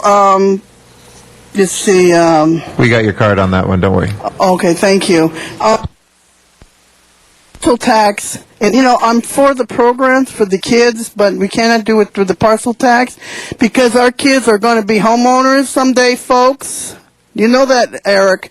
You should not be pushing that parcel tax on the ballot. You should take it off the ballot right now. Rescind it, because you're biting people's foots. The poor people, the people who are middle class people, hardworking men and women of the city of Los Angeles, the county, the people at the hotels who own homes, they're going to be all impacted by your new parcel tax, and that, to me, is evil and very, very wicked to do such a thing, to be collecting money from the rich to do this. If you really care about their kids, the kids of our future, the rich people need to stand up to the plate and do it themselves.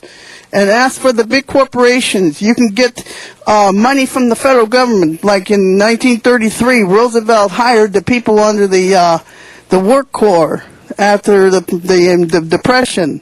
And then you have the lottery. The lottery is good money to raise for helping our kids. So we don't need to have the parcel tax. Look in the Daily News yesterday. You'll see a man who became. Don't cut me off now. This is talking about our kids now who are gang members. If you could finish your sentence, Ms. Fogler. That he through 3 times, and he finally realized that he knew what he wanted. He wanted to have a family. He wants to have a job. He came out clean. He didn't need those parcel tax. Appreciate your comments. Zuma Dog is our next speaker, also in Van Nuys, and then we'll come back here to Yvonne Michelle Autry. Morning, Mr. Dog. Yes, good morning, and thank you, Miriam, for coming here. I came to Van Nuys. I was all by myself, so I called Miriam, and she hopped in the car and came right down. So thank you for that.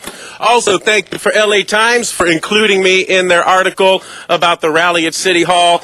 Perennial City Hall superstar Zuma Dog in a sombrero. And I'd like to thank everyone who tells me that I look muy ridiculoso. They stop me on the street. You look muy ridiculoso. Thank you very much. Now back to some serious business. The people want Jack Weiss to take the Zion motion regarding Special Order 40, take it out of committee, bring it to the... Now, we know that won't happen because Mayor Antonio Villaraigosa is Weiss's campaign manager for city attorney, and we know that Antonio won't let that happen, but we need to put pressure. As a matter of fact, pick up the phones, everybody. Right now in the city of Los Angeles, call 311. Call 311, say, I'd like to talk to Jack Weiss's office, and tell him you want that motion moved to the floor. Jamil Shaw Sr. supports this motion. And also, council's urging a half-cent sales tax for MTA. They can't even jam in enough taxes on their own. They got to urge MTA. You can't build your way out of this with more infrastructure. You could double-decker and double-wide everything. It just allows more traffic to come through from further out, and then it jams up the side streets. More about that later. But right now, I'd like to address all the new fees and taxes on the ballots citywide. It's always a bait and switch. They said, gee, we need the trash collection fees for 1,000 new cops. What happens? 300 new cops. The rest goes for something else. Womp, womp, womp, womp. You voted for the Prop 1... said it was good. Oh, they said it was for emergency housing and shelter, and then it went for something else. Womp, womp, womp, womp. Now Tony Cardenas says you need to vote for a property tax to once and for all end gang violence. If 30 million would have done it, my friends, we would have done it already. This is a scam. The money's not going where it should be. And if my final sentence should be, vote no on all new taxes, because every time council says it's for one thing, they use it for something else. Our next speaker is here in council chambers, Yvonne Michelle Autry, and we appreciate you, the one and only Zuma Dog. Ms. Autry here? Oh, there you are. Good morning.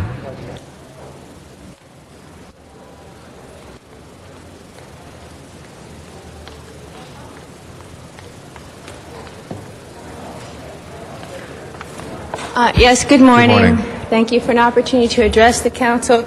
I'd like to preface my comments again with thanking the council. I believe it was a unanimous victory in favor of the tenants and our ordinance that was passed 2 months ago. Mr. Garcetti and I think everyone that did vote in favor of protecting the human right to housing for all of us.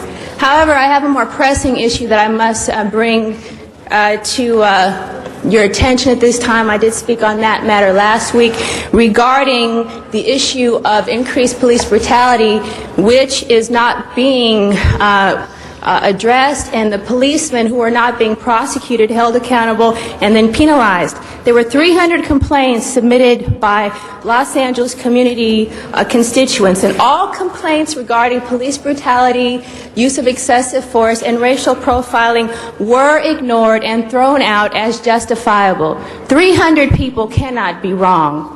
And in the same instance, when we organized to surveil the police to make sure, quite legally and quite peaceably, in our organizations such as Cop Watch, we have a Know Your Rights group that goes out and just makes sure that the homeless and the poor and the indigent are not being victimized, then we are in turn labeled troublemakers, gangbangers, terrorists.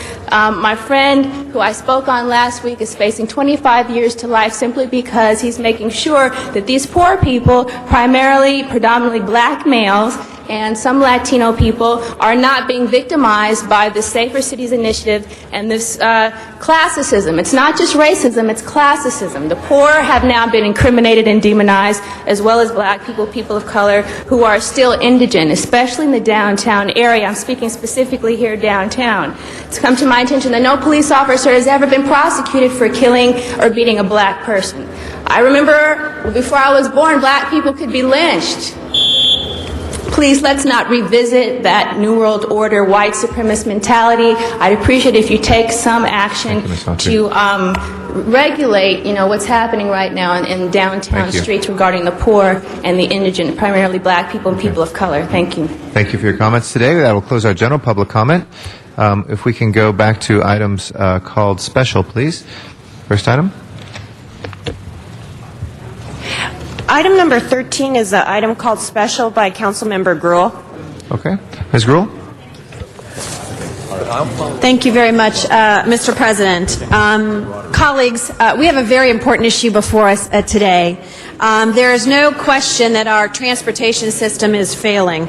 The sinkhole on the 110 yesterday is pretty much emblematic of the degrading system we have, and we all know that the region is losing about $12 billion a year to traffic. Our infrastructure has received failing grades. Our air quality is consistently ranked among the worst in the United States. And this is really one of the major causes is the lack of investment or underinvestment.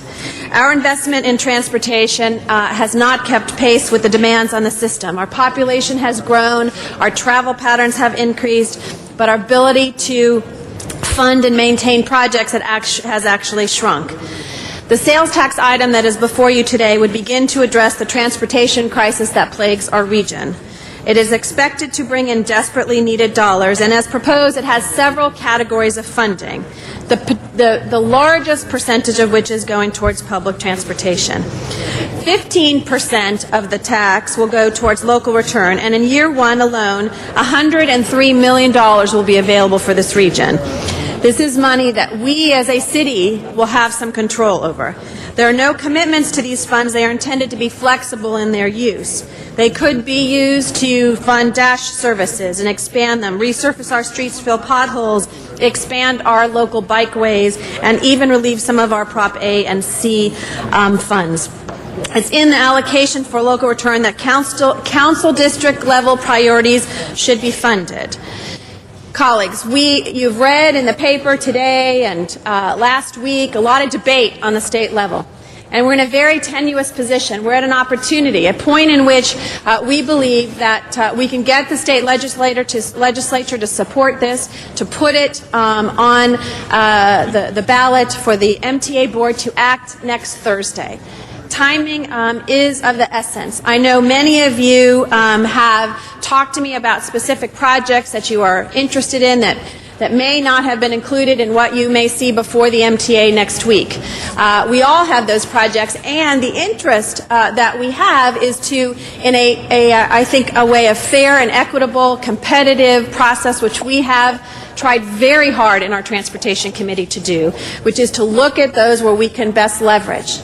What we would like today is to move that the Council adopt a support resolution for the half-cent sales tax for the November 2008 ballot and delete specific references to individual projects, and that we ask move that after the Metro Board approves the proposed half-cent sales tax ordinance next week, the Department of Transportation, in coordination with BOE and Department of City Planning, be directed to identify the expected amount of funding that the city would receive from the local return portion of the sales tax expenditure plan and begin to develop an internal process and criteria to identify those eligible projects. That would actually, Madam Clerk, be the amendments that I would recommend to the report that is before us. Colleagues, we all have various priorities, and many of which we need to work together to ensure happen in the City of Los Angeles. What I am trying to do, and many of you here, and the Mayor's Office, and many of you on the Transportation Commission, and I know we'll have Mr. Parks speak in a moment as an MTA board member, is to send a clear message today that we do support this half-cent sales tax, that we do support transportation funding going forward, and that we support a process that ensures that there's a fair and equitable distribution of these funds to relieve the traffic that we all experience. Just yesterday, as I was driving to a breakfast meeting in the San Fernando Valley on Van Nuys Boulevard, it took me almost 20 minutes to get from Riverside and Van Nuys to just on the other side of the freeway. That is unacceptable in the City of Los Angeles. It doesn't matter where you live in our city, you experience that every single day. And so today, colleagues, I'd ask that you look at the big picture here about the importance of putting this on the ballot, getting the legislature and MTA to go forward. Because if not, if you don't put it on, you don't get anything. 0 of 0 is 0. And we need to focus on traffic and transportation solutions in the City of Los Angeles. We, as a Transportation Committee in this Council, will have an opportunity to develop priorities above and beyond what we have done in the past, which is a long-range transportation plan by the MTA. We have commented on that. We've done that for the SCAG plan, and we're developing our own strategic plan here in the City of Los Angeles. It is critically important that we send a message today of unanimity of the importance of putting this on the ballot box. And so I know there are some questions and issues that will be raised, Mr. President, and so I'll push my button again as we go forward. But I'd ask that we have an aye vote with the amendments I recommended in my presentation. Thank you. Thank you. Mr. Labange is our next speaker. Very much, members, support this. Let the people vote on it. It's investment. That's a very good word, Ms. Gruhl, that you spoke on. But I know you want to try to go forward without any specifics. The red line must continue in the San Fernando Valley North and use the freeway system, come above ground, and get out to San Fernando and Santa Clarita. We must think that way. In BART, in Northern California, more than half of it is above ground. Is that right, Mr. Henry from MTA? That's right, Mr. Henry. That's critically important, and we also must go west, and we also may continue to plan and do what they did as they built the red car system. Get to every neighborhood as much as possible. It's important to have heavy rail to complement light rail. I thank you. I'm going to vote aye, and I ask all the citizens of this county to vote aye in this investment. And as we discover this too, we also must take care of the roadways and remove the pinch points that cause congestion unnecessarily. I'm going now to the Miracle Mile out on Wilshire Boulevard, where I'm going to give a speech and talk just about this fact. So, Madam Clerk, please note, I would be an aye vote if I was here. Thank you. Thank you very much, Mr. Labange. Our next speaker is Mr. Zine, then Mr. Huizar, Mr. Reyes, Mr. Rosendahl, Mr. Alarcon, Mr. Parks, and Mr. Cardenas. Mr. Zine. Thank you, Mr. President. Wendy Gruhl, I understand your passion for transportation. I, too, have passion for transportation. But when I read this morning's Los Angeles Times front page, and what it says is the state wants to take $1.1 billion in transportation funds, $1.4 billion in local funds under 1A, and $200 million in Prop 10 funds for early education programs to balance their budget. What I look at is we push forward a half-cent sales tax. The state says they're going to take care of themselves. We'll take the $1.1 billion out from what was earmarked. In good conscience, I'm looking at this to say we need to enhance transportation. But when we look at the voters today, they're saying you keep on taking money out of the local jurisdictions because the state can't balance their budget. Once again, the state wants to do this. And I look at it to say if we have the voters pass this, which I doubt they will pass, to be honest with you, then the state will say the Southern California region can fund themselves. We don't have to worry about earmarking money for this region of the state.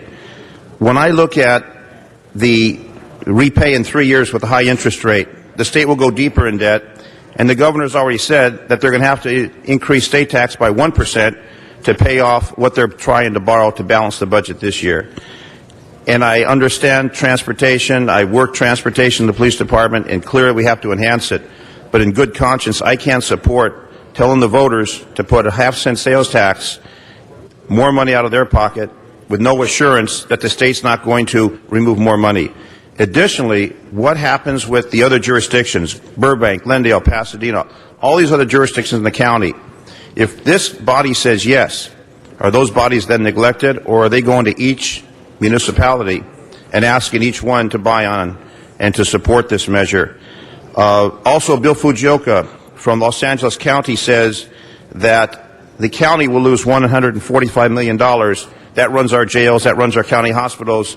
So what the state will do, in essence, is rob Peter to pay Paul. Local jurisdictions will suffer, county will suffer, and my focus on it, after doing a lot of analysis on it, is in good conscience. I cannot support this. I support transportation, but at this time of the economic climate, I can't ask the voters to push another increase in taxes in this one-half sales tax. Thank you. Thank you, Mr. Zine. Mr. Huizar is our next speaker. Okay. Thank you very much, Mr. President. And is there anybody from the Department of Transportation here today?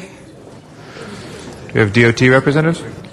Anybody here who could inform us about issues regarding, we're voting on a major item here today, asking voters to give us billions of dollars, and I'd like to feel informed about what's happening in the city with transportation. There's no one here. MTA and CLA are here. They stepped out. I don't know if you want to ask the MTA to speak in absence of them when they get here. MTA, come on up. I don't know if you're going to have the city's best interest in mind, but come on up.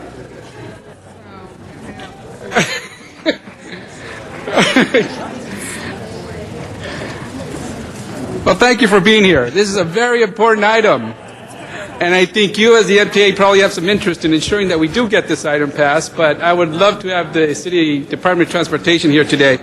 And one of the main questions I had was, what is the status of local funding for the City of LA, meaning Prop A and Prop 1A and 1B? Are you familiar with the city's status on those funds? Please hold my time.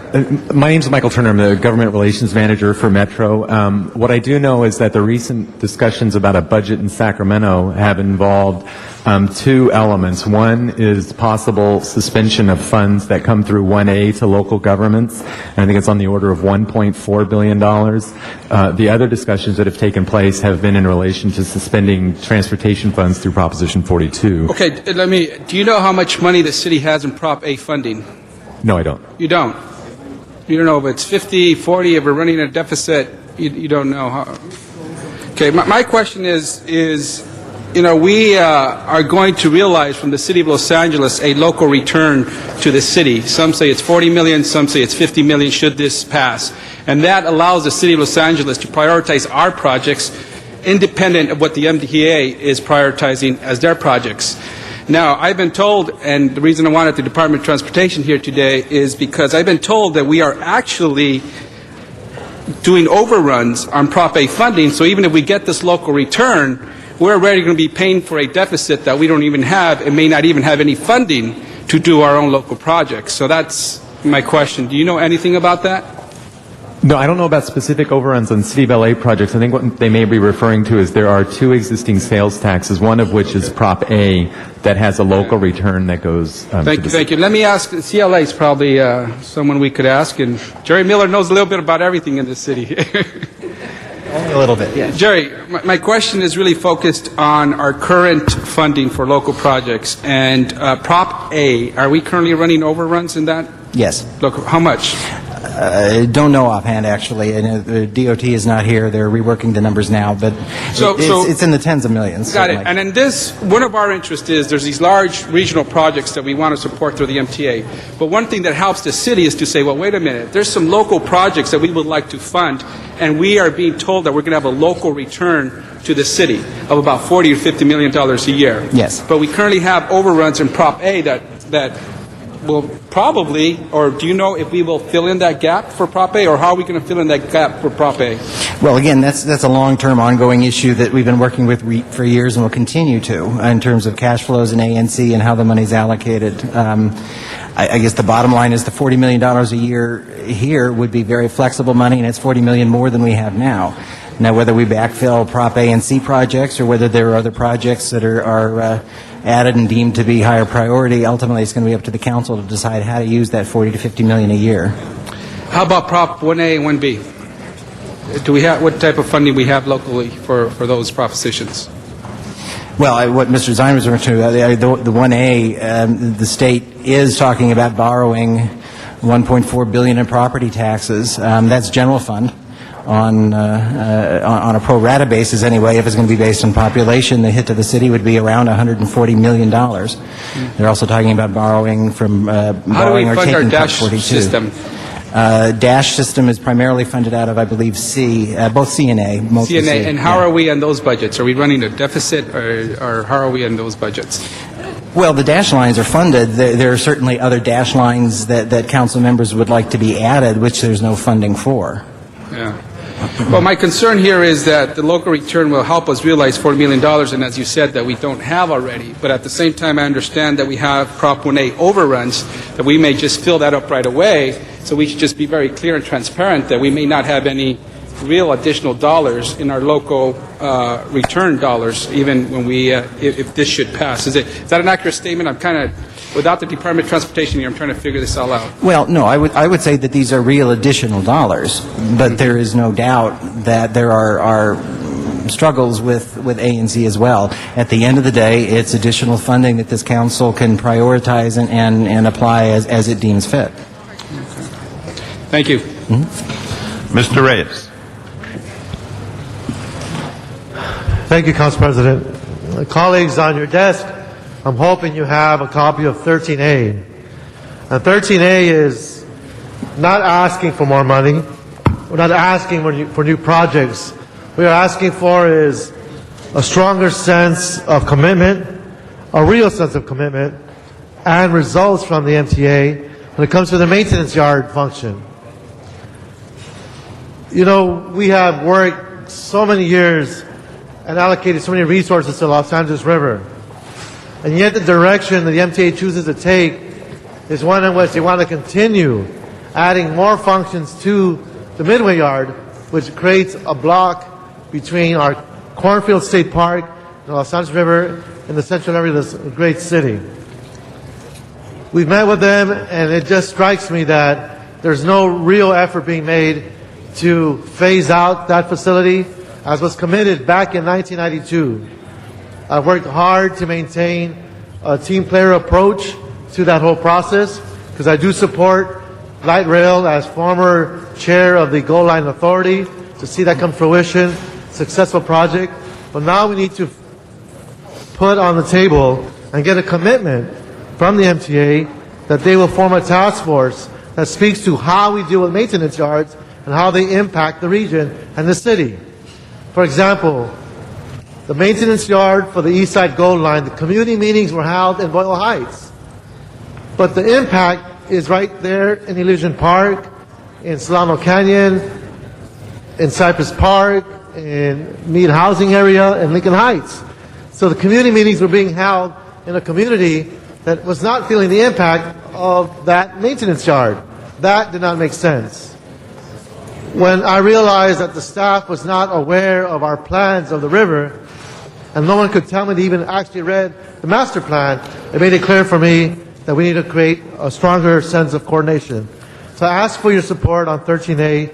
What it's asking for is very direct, urging the MTA to place, well, they're already doing that, already placing the tax, but be amended to request that the Metro Board of Directors form a working group with the City of LA to develop a construction schedule for the permanent relocation of Metro's temporary Division 21 Gold Line maintenance yard and actually phase that out. So, colleagues, I ask for your support to be consistent with all your other votes in making sure the river does reach its full capacity, then we make a stronger effort to connect with the communities that have the real impact.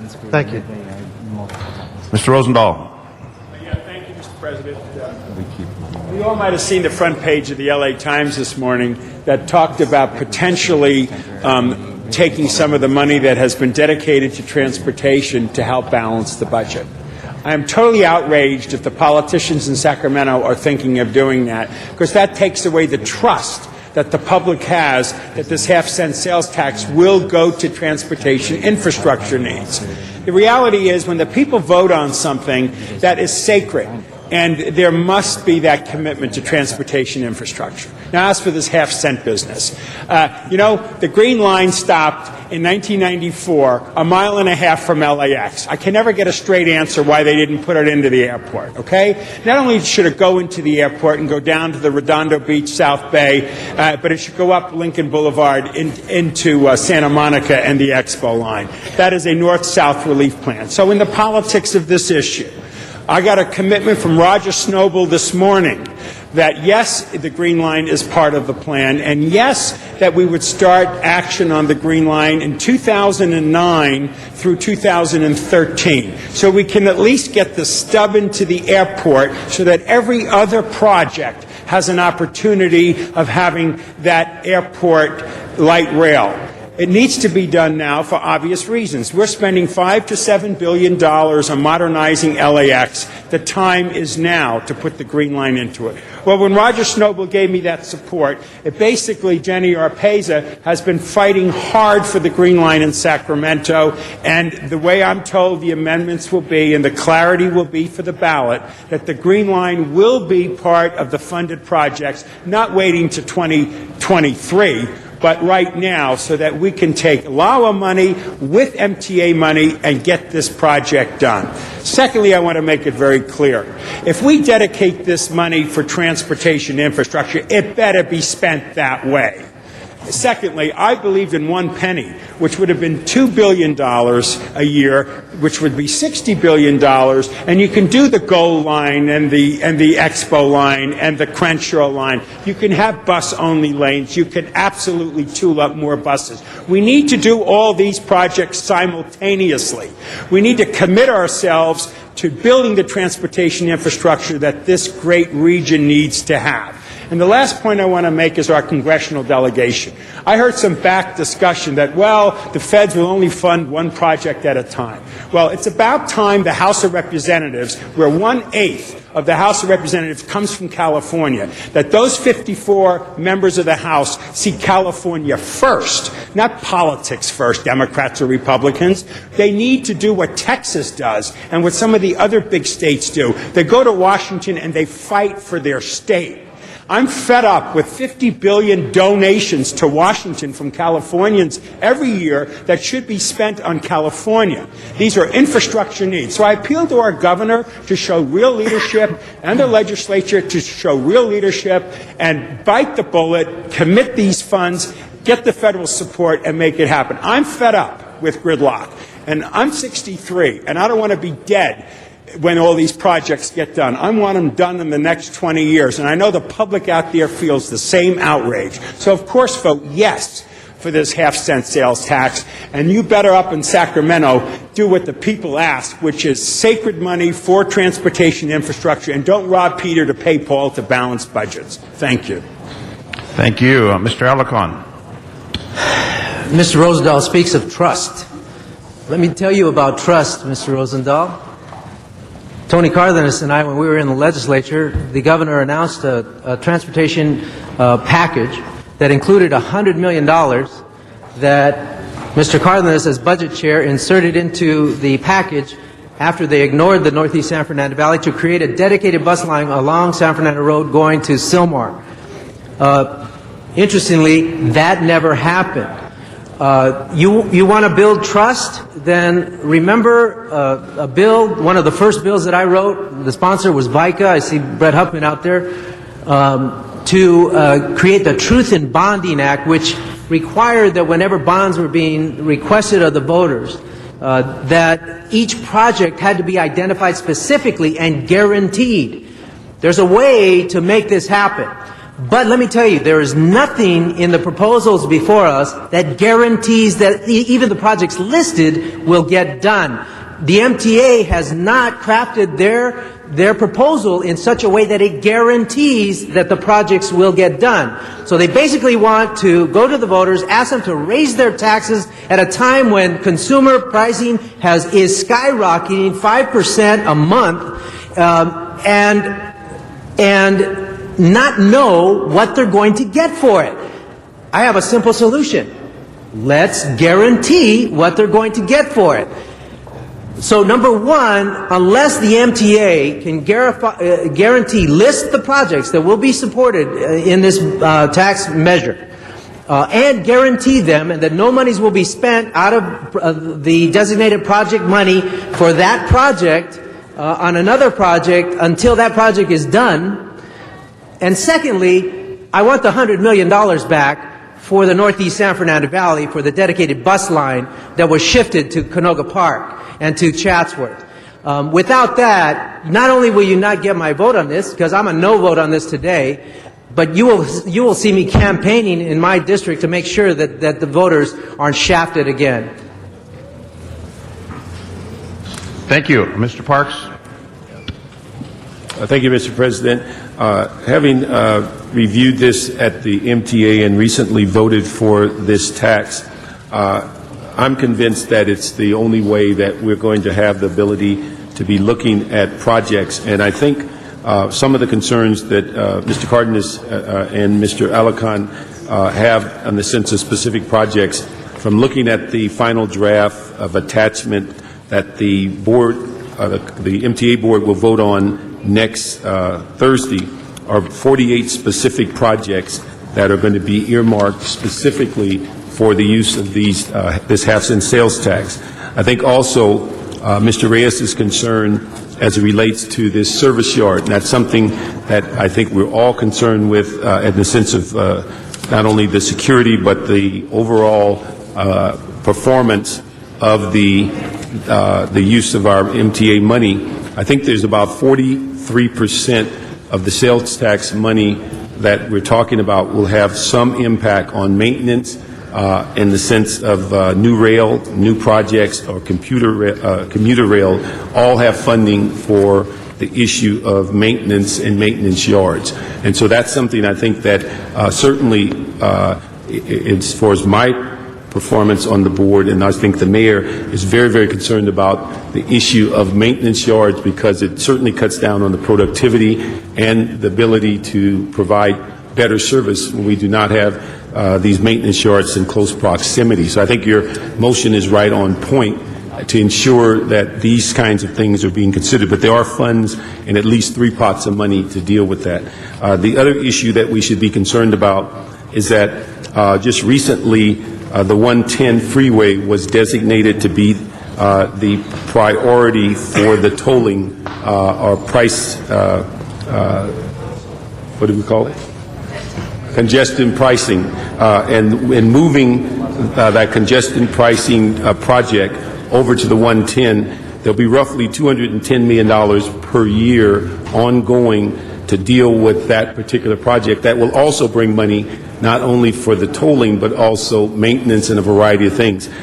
Because that freeway has 2 lanes, one can be used as an HOV lane, but one also can be used for a hot lane. So some of these things that are going, and these pieces are certainly a moving part of the puzzle, are issues at which we will have the ability to make a lot of decisions. I think Ms. Gruhl mentioned the issue of the local return, and I think it's important for us to realize there are 4 pots of money for us to deal with ongoing. The local return money will probably be in the neighborhood of the City of L.A., roughly about $40 million a year, depending on if population moves any great degree. But the first year, we get 40% of $103 million. Over 30 years, $5.9 billion will come to the city, and not the city, but $5.9 billion will be accumulated for local return, which the city gets 40%, barring a major change in population. And that is one of the major sources, local return money, also Prop A and C money, and also safety loop money is where our local projects should be considered for us to plug in.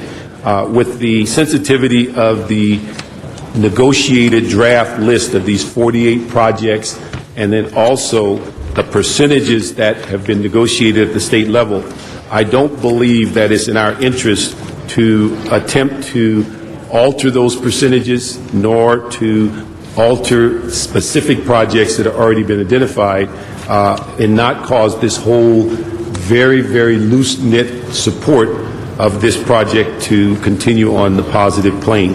And so this item will be voted on Thursday at the MTA board. As much assurance as anyone can give, looking at these 48 identified projects, are a clear indication of what the priorities are, the specific projects, even the dollar amount of what's expected to spend is the assurance that the MTA wants to give each and every member of the county that they are sensitive to their needs and which projects that definitely are going to get done. We all know that these are 2008 dollars. At some point, we're going to have to know that as these projects are built 30 years from now, there's certainly going to have to be some increase. But we also know that as these funds come available, there will be certain increases in deposits so that you can get interest, and they will build more projects. Some of the return money certainly should be looked at for dealing with funds in which we advance money on safety loop projects. So the latitude that we have is far more significant with the passing of this half-cent sales tax than the reverse. Without the half-cent sales tax, we have the prospects of Prop A and C going into bankruptcy over the next 10 years. This is a new source of funds. We also have to realize that with this new source of fund, we're not inhibited as we are with Prop A and C, that we actually can use some of these funds for if you find the need to go underground where the current local funds are not available for rail to go underground. So it gives us a lot more latitude, as money always does. And the issue is that in looking at this, and I'm not an advocate of raising taxes, but on the other hand, when we can talk about a half-cent sales tax and draw in the kind of money that we need for transportation, and it's not, I don't think there's a meeting I go to that people are not talking about transportation, and when we can give them the specific projects that they're going to be funding, I think we've satisfied to a large degree many people's concern. I think certainly there's going to have to be oversight to make sure these funds do not get diverted, moved, changed, and these projects stay online, and that we do build them within budget. And Mr. so Mr. Parks, you want to press your button again? You're almost 6 minutes over. Thank you. Mr. Cardenas? But I don't have a time. You didn't give me a red light here. Oh, she didn't move the clock. Okay, I'll show you All right, 6 so I minutes. can get started again? No. Okay, let me say... You want to go ahead and finish, it's and then Mr. amazing. Cardenas? It's amazing. Okay, thank you. Let me ask everybody to look at this clearly and vote for this half-cent sales tax. Thank you, Mr. Parks. Mr. Cardenas? There's no question that the community of Los Angeles needs more transportation, more investment, and that the MTA has a lot of work to do. But the issue that I have with this is when I was in the state legislature, we made sure that we provided money to MTA for projects in the San Fernando Valley. And to date, the San Fernando Valley has not received its fair share of that money, nor has the MTA kept its commitment to work for and through and present and make a Northeast San Fernando North-South corridor, of which we gave $100 million to MTA from the state budget to MTA for the San Fernando Valley. MTA acknowledged that money. They understood what it was for, but apparently they have amnesia. And that's the reason why I agree with some of my colleagues that unless we have proper language protecting all communities and making sure that all communities are going to be represented with projects, I cannot vote for this, because right now I don't have a reason to trust the MTA that they're going to actually follow through and provide the projects necessary for the taxpayers, the riders, and the constituents of the Northeast San Fernando Valley.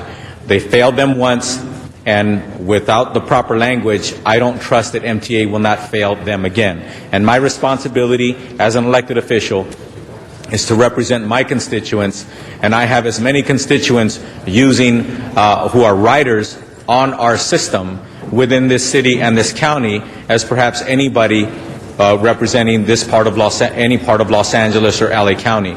So I have a responsibility to make sure that my constituents are respected, that they are given the projects that they deserve. They ride these buses, they ride these corridors, they use these lines when we put them in place, and right now they're burdened without having enough transportation infrastructure leading in and out of the Northeast San Fernando Valley. And we provided $100 million before. The Valley did not get what it was promised. The Valley did not get what we as Valley representatives funded. So I have no reason to believe that the way it's written right now, that the Northeast Valley is protected and represented in the documentation, so I cannot support it.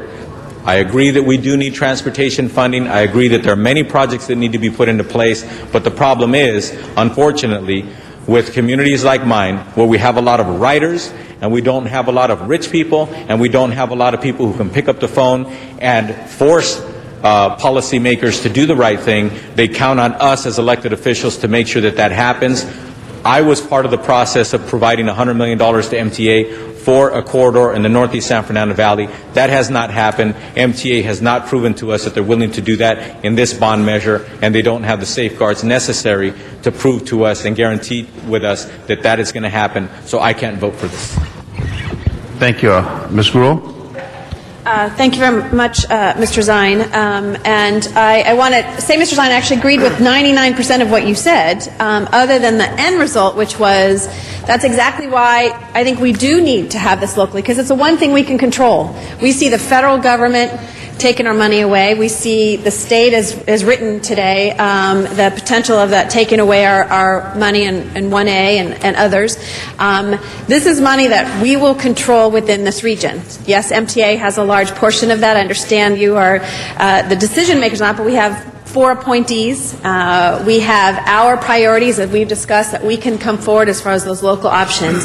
We're going to still battle with the state to make sure they're not taking our money. We had to go to the ballot box before on a number of items.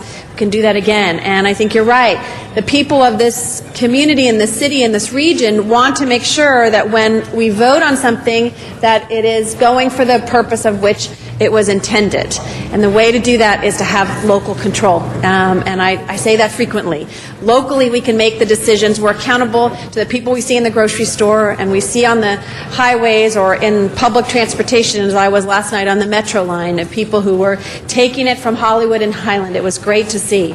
But I think what we want to do is give the voters an option and be able to put this on the ballot. And I understand Mr. Alarcon and Mr. Cardenas's concerns, and I think it is incumbent upon the MTA to explain in a very clear fashion exactly what happened and what's going to happen to ensure for those of us that represent the East Valley on that orange line. And I don't. It sounds like that has not come through yet to Mr. Cardenas and Mr. Alarcon, particularly, who represent some of those areas. And I think it's critically important because normally, I'd say, you both would vote for this on that instance. So it behooves the MTA to sit down immediately with Mr. Alarcon and Mr. Cardenas to do that. Today, I'm voting yes because I think we cannot be short-sighted on going forward today because, again, 0% of 0 is still 0, and we think we need to make these changes. And so I would ask that we have an amending, I believe, is that correct, staff, amending motion that's gone forward? And a resolution that would substitute resolution that would replace the existing report that is before us with the amendment that I signed with Mr. Reyes on his particular issue there. And a commitment, colleagues, and you heard it from Mr. Parks as well, and I said this to Mr. Wiesar, and projects that are particularly important, the ability to have those be competitive and to be on the list, and we're ready to go. And that's critically important. We do have staff here from Department of Transportation that are here now and can have some of those conversations as well if there are any questions. But I would urge an aye vote. Thank you. Only Ms. 6 Hahn. seconds. Thank you. And I think you're right, Councilmember Gruhl. 0 from 0 is 0. And I think I heard Bill Rosendahl on the radio a couple days ago talking about this, and you said, of course you're going to support this. Do we want to sit in gridlock the rest of our lives? And I do think transportation gridlock is on the top issue, along with gang violence, for almost everybody. It's gotten as bad as it's ever been. Forget how many hours, days, months people will spend waiting in traffic, and it's all over the city. And I think that's what a lot of our concern is if everybody votes for this and it passes and everybody's going to add that half-cent sales tax onto whatever it is they buy, people want to see projects that actually are going to improve transportation, are going to improve gridlock. My dad was one of those, obviously, that championed A and C and built the Blue Line immediately, gave people who voted for this an immediate project that has one of the highest riderships of any of our lines. And, but I will tell you, I want to go on record saying we talk a lot about transportation issues in the valley, on the west side, on the east side. We got transportation problems in the harbor area as well. And a good green line going into LAX, coming down the 105 and in some way connecting down to the harbor area would virtually erase that South Bay curve gridlock that we see on a daily basis. And I also think as we build the cruise ship industry in San Pedro, we're hoping to get the Disney ship to come there permanently. A lot of the traffic on a lot of days of the week when those ships are in berth comes from LAX. People fly into LAX, they take shuttles, they take taxis, and they virtually gridlock the 405 and the Harbor Freeway coming down to San Pedro. We think a harbor line connecting to San Pedro from the Green Line is a great way to really improve congestion along the 405, that South Bay curve. So I just wanted to go on record saying I'm supportive of us letting the voters decide whether or not they want to spend an extra half a penny to help fund projects that will really make a difference. But I want to go on record saying that when it comes to us being able to determine that $50 million annually or $40 million annually for the city of Los Angeles, I certainly want to speak up for a part of the city that feels very disconnected from public transportation, and that's the whole harbor area. So, thank you. Thank you, Mr. Rosendahl. Bless you, Ms. Hahn. As usual, you're always right on the mark. Could I have MTA come on up for a quick second, please? Yeah. Well, all right. What do you know about the money going to the bus business? How much percentage is going to buses, bus lanes, rapid buses, that kind of thing? There are a number of projects in the expenditure plan, namely the connections in the in the San Fernando Valley that are bus oriented. There's also discussion about Crenshaw, though the mode for Crenshaw hasn't been discussed. But there is 20% of the funds that are set aside for new bus service in the county. So 20%. Hold my time, please. 20% of the revenue over the life of the tax goes to bus service, both expanded and enhancing current services. Okay, I got a bus-only lane I want on Wilshire Boulevard. I want it now. We do have federal support for it. I hope that will continue. Number two, I've been screaming for 3 years for a rapid bus down Venice Boulevard. It's a no-brainer. You know, I used to have the red car there. And there are a lot of people in my district that would take the bus if it wasn't such a milk route, stopping at every third block or something like that. We still don't have a rapid bus, okay? How about getting us some rapid buses on the west side so we can get out of our absolute insane gridlock? Next question is the Expo line. Should have been built 20 years ago, but we can't talk about the past. Where are we with funding for that, and how is that prioritized to get us, in fact, relief on the west side? Expo line. The Expo line has long been the highest priority project at the MTA. The expenditure plan calls for making the Expo line a locally funded project, so it would be fully funded from local sources. There are still commitments from the long-range plan for a portion of that fund, but $925 million from the sales tax would go to the second phase of Expo, allowing it to be a locally funded project, and that expedites the delivery of Expo Phase 2. And what about my green line? I talked to Roger Snobel. Are we going to be able to do it in 2009 into the airport and get it down to the South Bay and get it up to Santa Monica on Lincoln? I don't know about the actual delivery dates, but the sales tax does provide funds for both the extension of the Green Line to the airport and to some extent to the South Bay. The exact alignment and Now answer my question. The LA Times, front page, they're thinking about playing games in Sacramento and taking some of our transportation money to balance their budget. What assurance can you give us that if we, the people, vote for this half cent, it will be sacredly used for transportation needs and not played games again by Sacramento?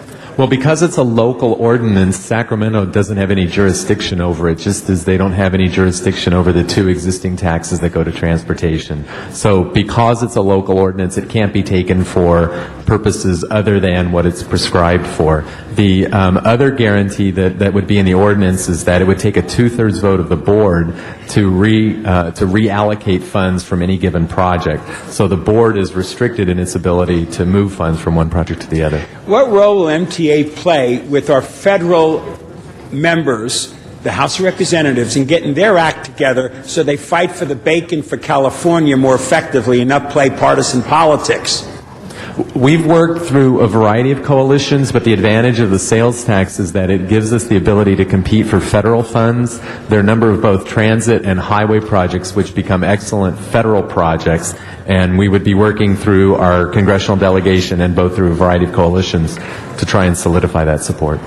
I appreciate that very much. Folks, Mr. Alarcon and I, our energy is on the same wavelength, and I'm pleased that that's it, because the credibility for the voters is the most important thing for me. When we pull the lever and say yes on something, we expect that money going to that project that we vote yes on. So you're assuring me that this half cent, no matter what, there can't play any politics and games, it will go for the projects that we need desperately to get us out of gridlock. Yes. Say it aloud. Yes. Okay, we're going to go for it then. Mr. Alarcon. Is there any guarantee that the Green Line will be implemented in this measure? Please hold my time. The funds in the expenditure plan are specifically allocated to the Green Line extension into the airport. The City of Los Angeles is working with the MTA and a task force in the development of that project, but the funds are specifically identified for the Green Line to the airport, and it would take a 2/3 vote of the board to change that. Is there any guarantee in the measure that the Green Line will be extended if the voters vote for this? It has the same guarantee of any transportation project. I mean, there has That to is be... not true. You can guarantee that this project will be done. Are we doing that in this measure? Well, to the extent that the measure specifically identifies the funds... When you for say the- to the extent, what does that mean? That means the expenditure plan specifically identifies the set of funds to the project. So there is no guarantee. It only guarantees that the funds are intended to go for the completion of the Green Line. But there is no guarantee that it will be completed if the voters vote for this. Well, that's the same with just about any transportation project in the state. I mean, there are a number of transportation projects that are, for example, in the traffic I would industry. remind you that I was the author of the Truth in Bonding Act, and that is absolutely reverse of what you just said. I'm asking again, is there any language in this measure that guarantees that the allocation for this Green Line project will be guaranteed? There's nothing in the ordinance that guarantees each of these projects will be constructed. So I take that as a no. In the past, have projects been approved by the voters in terms of allocations that have not been implemented at MTA? Are you talking about local projects, or there are some statewide projects that have been in measures that have not been completed, but to my knowledge, the projects that have been committed to in our long-range plan have either been committed or there hasn't been funding to complete them. Okay, the dedicated busway on San Fernando Road corridor, $100 million was provided by the state. Has that project been implemented by the MTA? No. What happened? I know there's a difference of opinion on this, and I recognize that both former Assemblymember Cardenas and yourself are both in the legislature at this time, but the Traffic Congestion Relief Program, which is where that money was set aside, identified the funds for a north-south corridor in the San Fernando Valley.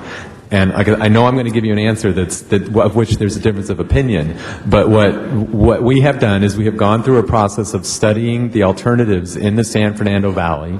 The Canoga area has a right-of-way, and the funds that were set aside for that project are being used on the Canoga project. So the bottom line is that $100 million that was dedicated for the Northeast San Fernando Valley was moved to the Northwest San Fernando Valley.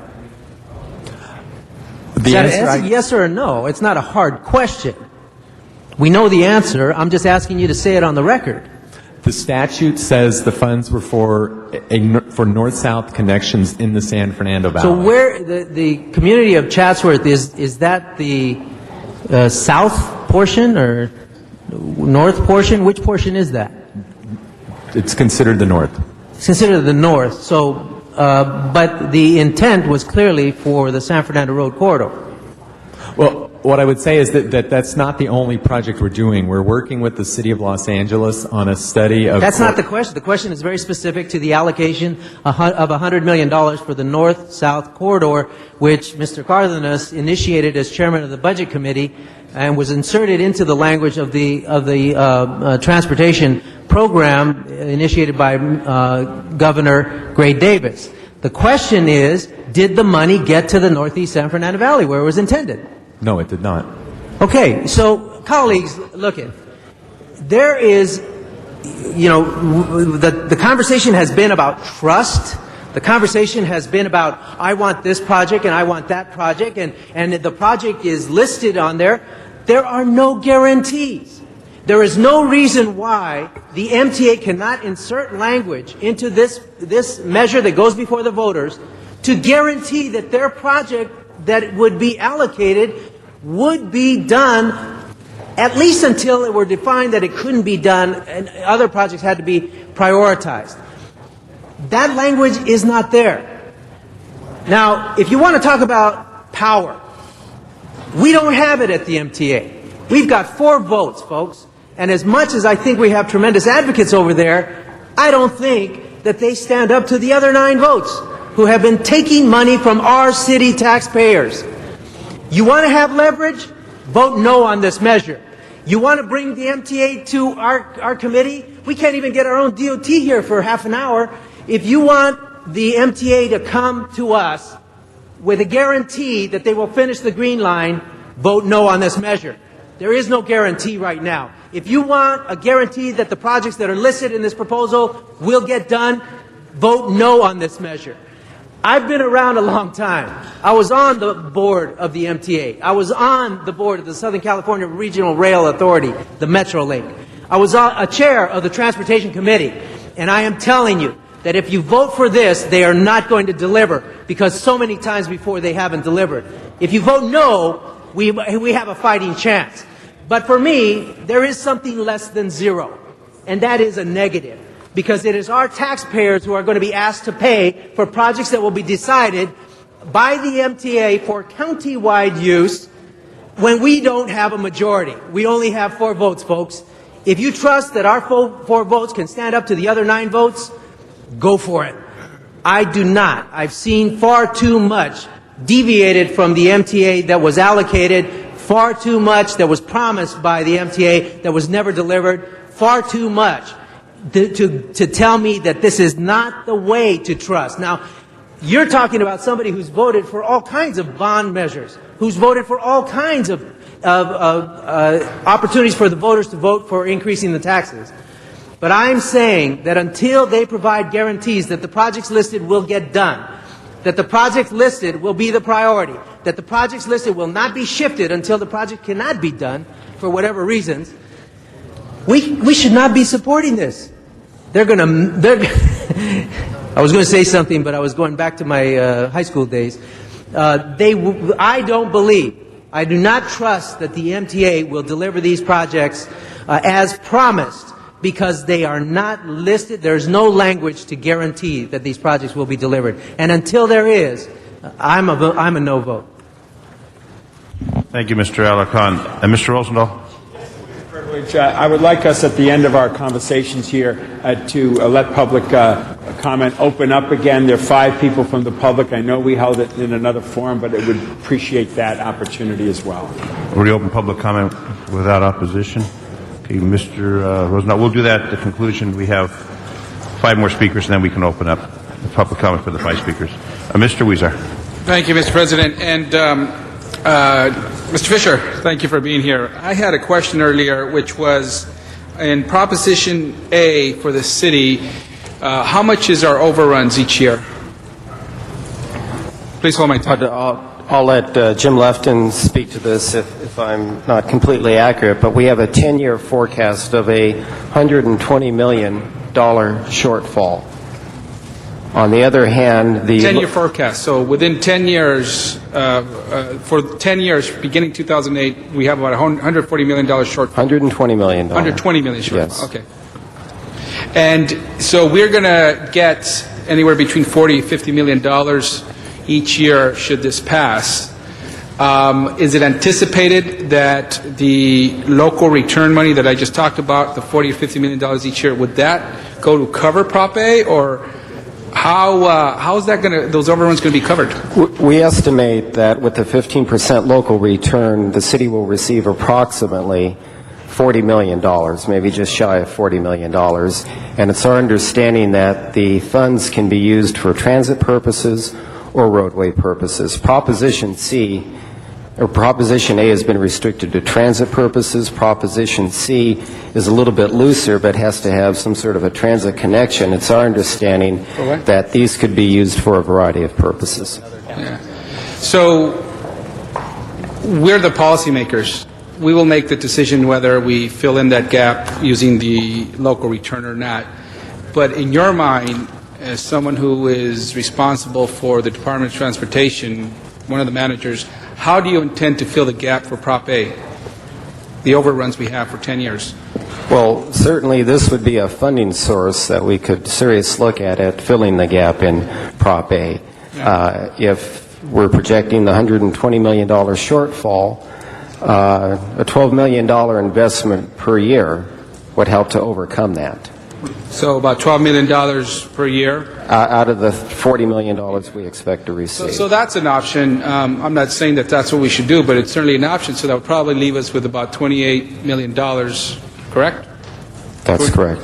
$28 million left in the local return. And council members, I just want to bring this to our attention because although one of the selling points for this is that we're not only going to fix or do all these regional projects, there's local return money that we can use for our own projects. But the reality is that we're running a deficit on some of our other funds used to fund local projects. And so we're going to look at this local return money as low-hanging fruit to fill in that gap. And so I just want to make us aware that it's not $40 million that we're talking about on the local return. We're looking, 32, and maybe if we look at other funds other than Prop A, we're probably going to be looking at 20, 10, before you know it, we're not going to have much money in this local return money. And that's just something I want to put on the table. And I'm very concerned about that because, as many of you know, I'm anxiously and eagerly awaiting the arrival of a downtown streetcar that many people have worked on for a long time. I, through committee, was able to put that on our list to suggest to the MTA that they fund it through this half-cent sales tax. And now I'm being asked to put it on the local return funding source. And in a way, it may make sense because it's not a larger light rail, subway, or anything else that would require more long-term investment. But at the same time, I do want to just point out there that I'm willing, for the sake of us moving forward and addressing the needs of this city on transportation needs, to go ahead and support the idea that we take out the streetcar and then look at this again on the local return. But I want to make us aware that we're all going to be fighting for very few dollars and not be sold on the idea that we're going to have $40 million to address our needs because we're working with a deficit all across the board. But for the greater good and for the needs of the city's transportation system, I'll support this today. I just want to make us all aware that a local streetcar system in downtown LA will go a long way in connecting all the new developments in downtown LA that we currently do not have a transportation plan for. And as we continue to promote more residents, more large entertainment venues in downtown, the congestion is going to give us a backward spiral in the improvements we've seen in downtown these last few years. So I'm hoping that we address the needs for transportation in downtown somehow through the local return, but I think for the greater good, we should move forward with this item and address the larger regional transportation needs. Thank you. Thank you, Mr. Weezer. Mr. Parks. Thank you, Mr. President. You got a timer this time? We're going to set your clock to make sure you're there. Thank you. I would just like to again point out, and as best that I can, that although the word guarantee is not on the document that will be voted on by MTA, as close as that's humanly possible, the 48 projects that are identified that will be voted on are the work plan for MTA. And as Mr. Turner mentioned earlier, the only way that that work plan can be changed is the two-thirds vote of the MTA. And if you follow MTA, we're lucky to get a unanimous vote. So two-thirds is a big hill. And so I think that if we're looking for a guarantee, it's best that I can provide it is the list that has been prepared, a well thought out variety of activities that go throughout the MTA area, barring significant changes in population, the expectation of the funds coming through to this county are going to be real. Also barring significant escalation of costs, these projects are going to be moving forward. I think there is some flexibility in the listing of projects as to the timing. Mr. Rosenthal has already talked to the MTA about moving the Green Line from 2020 to 2010. Those things are certainly viable. One thing I'd like to correct, I've said earlier, when we talk about the tolling issue on the 110, that $210 million is a set cost one-time expenditure. the ongoing cost is what's generated by the fees. And so I want to make sure that that was not misinterpreted as though there's $210 million per year. But I think that also, there's a great, I guess, interpretation issue about the $100 million, and I've had a chance to talk to Mr. Turner and Mr. Snowball, and that although there's a misinterpretation, I'd just like you to clarify the $100 million is being spent on a project, and maybe you can explain to us what that $100 million in the Valley is being spent on. There are two allocations. There's one allocation that's going for the Canoga project, and then the sales tax would set aside funds, both for some of the funds go to Canoga, but I believe it's $68 million would go to a project in the Northeast San Fernando Valley. Okay, and so the interpretation of MTA, whether it's accurate or not, was that it was for north-south routes to expand the Orange Line. That's correct. Okay. Obviously, the interpretation of a couple of my colleagues is that it was supposed to be earmarked for a specific area of the valley. Okay. That's correct. All right. So that's an interpretation that none of us here can sort that out, because obviously those who verbally made that arrangement aren't here. Correct. Okay. So I just want to make sure that the public knows that the $100 million is being spent. Now, what is the game plan for the 60 or 70 million in the Northeast Valley? What is that game plan? We're currently working with the City of Los Angeles Department of Transportation on a study of how to improve bus service in the area, and the study is being managed primarily by LADOT. So the actual projects would be determined by the city. The funding would just be made available for those projects. And you mentioned earlier, what was the reason that the 120 plus million was used on another segment of the Orange Line? The segment of the alignment along the Canoga corridor has a right-of-way, and so it's possible to build a dedicated busway on the right-of-way without causing the kind of disruption that would occur if we were to try and build a dedicated busway in the Northeast San Fernando Valley. There are just physical constraints on the streets in a lot of those corridors, and so creating a dedicated busway along a number of those corridors would result in the loss of parking and potentially relocation of businesses. Okay, and is that what the study is now going through? Yes. Okay, and so there's no disagreement that density cries out for the Northeast Valley to get an extension? I'm sorry, I didn't hear the last part of your question. There's no disagreement that the density of population in the Northeast Valley cries out to bring an extension of the Orange Line? I don't think there's a disagreement that there are needs in the San Fernando Valley that need to be addressed by our agency. I know there's a disagreement about what happened in the past with those revenues, but I don't think there's a disagreement that there are serious transit needs in the Northeast San Fernando Valley, and those need to be addressed. Okay, and so the interpretation might be that as far as the wording of the legislation, and then the issue of what priority or what went first versus what is now being studied. I think that's a fair characterization. All right. The colleagues, again, I think that as most, in a sense, humanly possible, certainly like to share this list that's going to be voted on next Thursday so you can see actually what the projects are.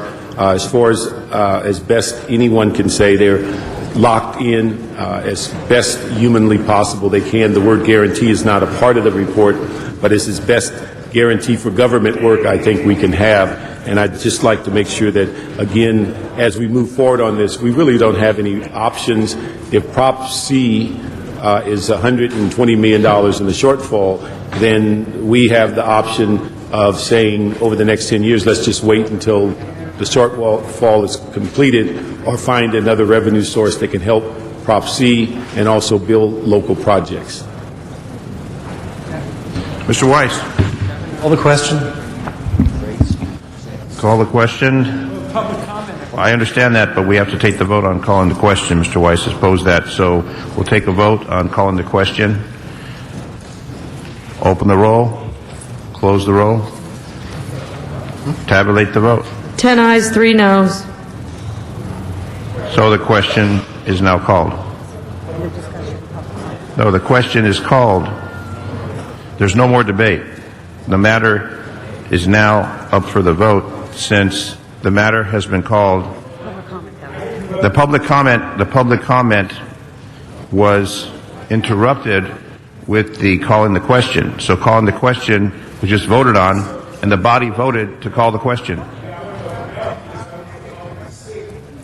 I understand that, but we can reopen it again. Is there anyone who wants to change their vote? The matter has been called and was voted. Mr. City Attorney? Mr. City Attorney? Standing. I think people understood that there was going to be public comment and that we were ending our debate, but there was still going to be room for public comment. Well, the commitment to Mr. Rosendahl was there were 5 people who wanted to speak.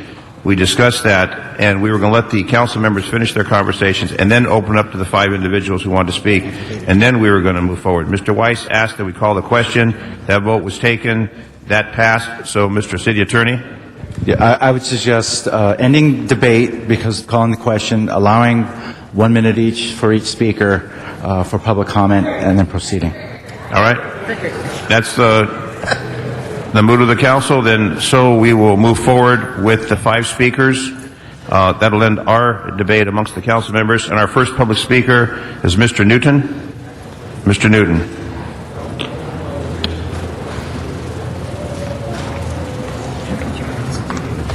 Thank you for the opportunity to comment this morning.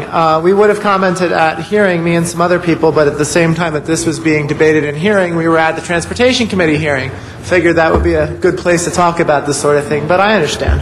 Anyway, we're here. I'm here with some other people. We've been requesting with Metro and have been pretty much summarily ignored so far that there be a set-aside for bicycle and pedestrian projects in this sales tax. We've been told, no, it's going to be in local return. People can do it out of local return, but let's just say a lot of LA County municipalities don't have the best record in using local return for bicycle and pedestrian projects. The local return funds were going to be 20% of the budget a couple weeks ago. This week it was shrunk to 15% so that they could build some other projects. And now even here we hear that a lot of the local return funds are going to be used for balancing other budgets. These types of propositions don't pass nationwide without bicycle pedestrian set-aside. So they're shooting themselves in the foot, and we ask you to tell them not to. Thank you, Mr. Newton. Dorothy Lee? I'm kind of disturbed that we only get a minute each when we thought we were going to get 2 minutes, and it sounds like the city council people are a little bit confused about what's going on, and the city attorney also. But anyways, my name is Dorothy Lee, and I work for Los Angeles County Bicycle Coalition. There's no money dedicated or guaranteed for bicycle and pedestrian projects. Councilman Gruhl talked about equitable and fair funding, but how is it equitable when 2 modes, whole modes, not just specific projects, modes of transportation are excluded from this process? Yesterday I was at the Bicycle Film Festival. A cyclist got hit head-on by a car that ran into him running a red light. Does it have to take more accidents or even deaths to dedicate and guarantee funding for bicycle and pedestrian projects? I hope not. And I really think that there's not going to be support. Well, obviously you can tell. There is very little support for this tax, and there's going to be even less if there is no dedicated funding for bicycle and pedestrian projects. LACBC will not be supporting this tax without dedicated funding. Thank you. Thank you. Brendan Huffman.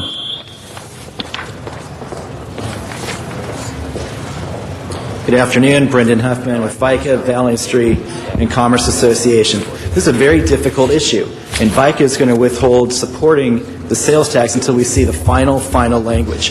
We fully appreciate where Council Members Alarcon and Cardenas are coming from. And regardless of what happens, we pledge that we will help you fight for that $100 million to extend the Orange Line into the north part of your valley. We want to be there. But in the meantime, we need to participate in this process, because the sales tax might get on the ballot regardless of where the City Council is. If the City Council decides not to be there, then we lose some leverage with the people who are writing this tax measure and legislation in Sacramento. You can come back and revisit this once you see the final language, but in the meantime, we think it's important to try and secure as much money as we can for transportation. Lastly, for those of us who've been to Washington, D.C. many times over the years, the feds will tell us that if we don't start generating our own tax revenues, they're not going to be giving us federal money for transportation purposes. Thank you. In the Valley, Azuma Dog. Yes, thank you. Yes, thank you. First of all, very refreshing to see some council members get up and talk like a constituent for their district, a representative for once. Here's the problem. First of all, to make it plain and simple, vote no on all taxes on the November. See, this is one of many, plus the state.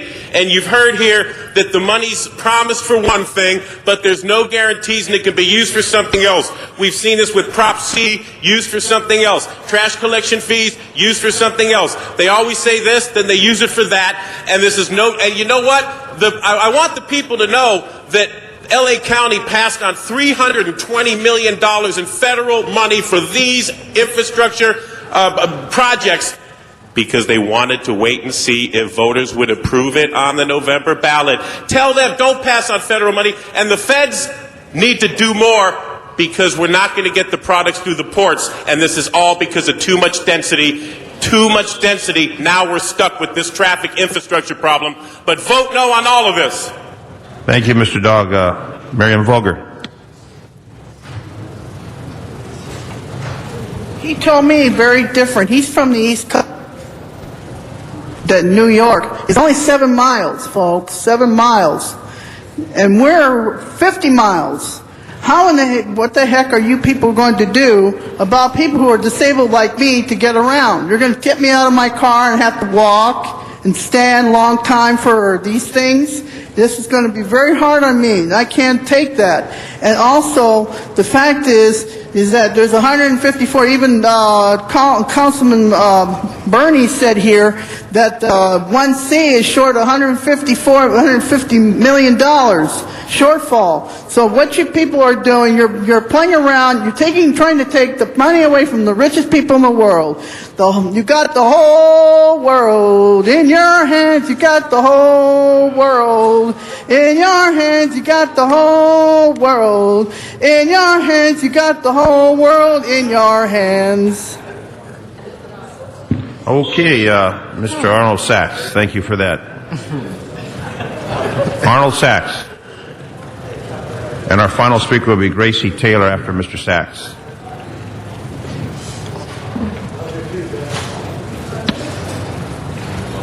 Yes, good morning. Thank you very much, Arnold Sachs. For many, many times I've come before the City Council and talked about MTA policies, the MTA bus rates, the MTA projects. Just think of this. The 5 people from the County Board of Supervisors have been on the MTA board for over 18 years. Additionally, prior to that, some of the members of the County Board of Supervisors sat as City Council members when the red line and the purple line and the blue lines were all first being talked about. The dysfunction that makes up the MTA and the projects that they've managed to build throughout the County of LA is rampant. Unfortunately, the voting no for this will only affect the bus riders. Most of these projects are rail projects, but the fallout will occur to the bus rider, because MTA will turn around and say, we are short money, we are short funded, we have to cut more services. Thank you for your time, your answers, and your attention. Thank you. Gracie Taylor. I think Ms. Taylor's coming up to the microphone.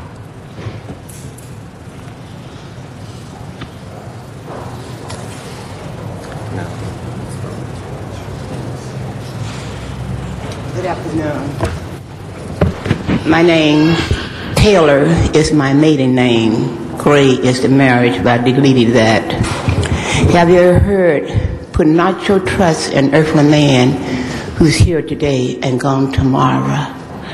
Department of Transportation need an overhaul. You know, many years ago, there was so where blacks had to sit on the back of the bus and they say white on the front. But you know, I've been down here on Broadway at the New Image for about a month while I fight in a case with MTA who drugged me with a bus. I'm quite sure Jan Perry knows about it.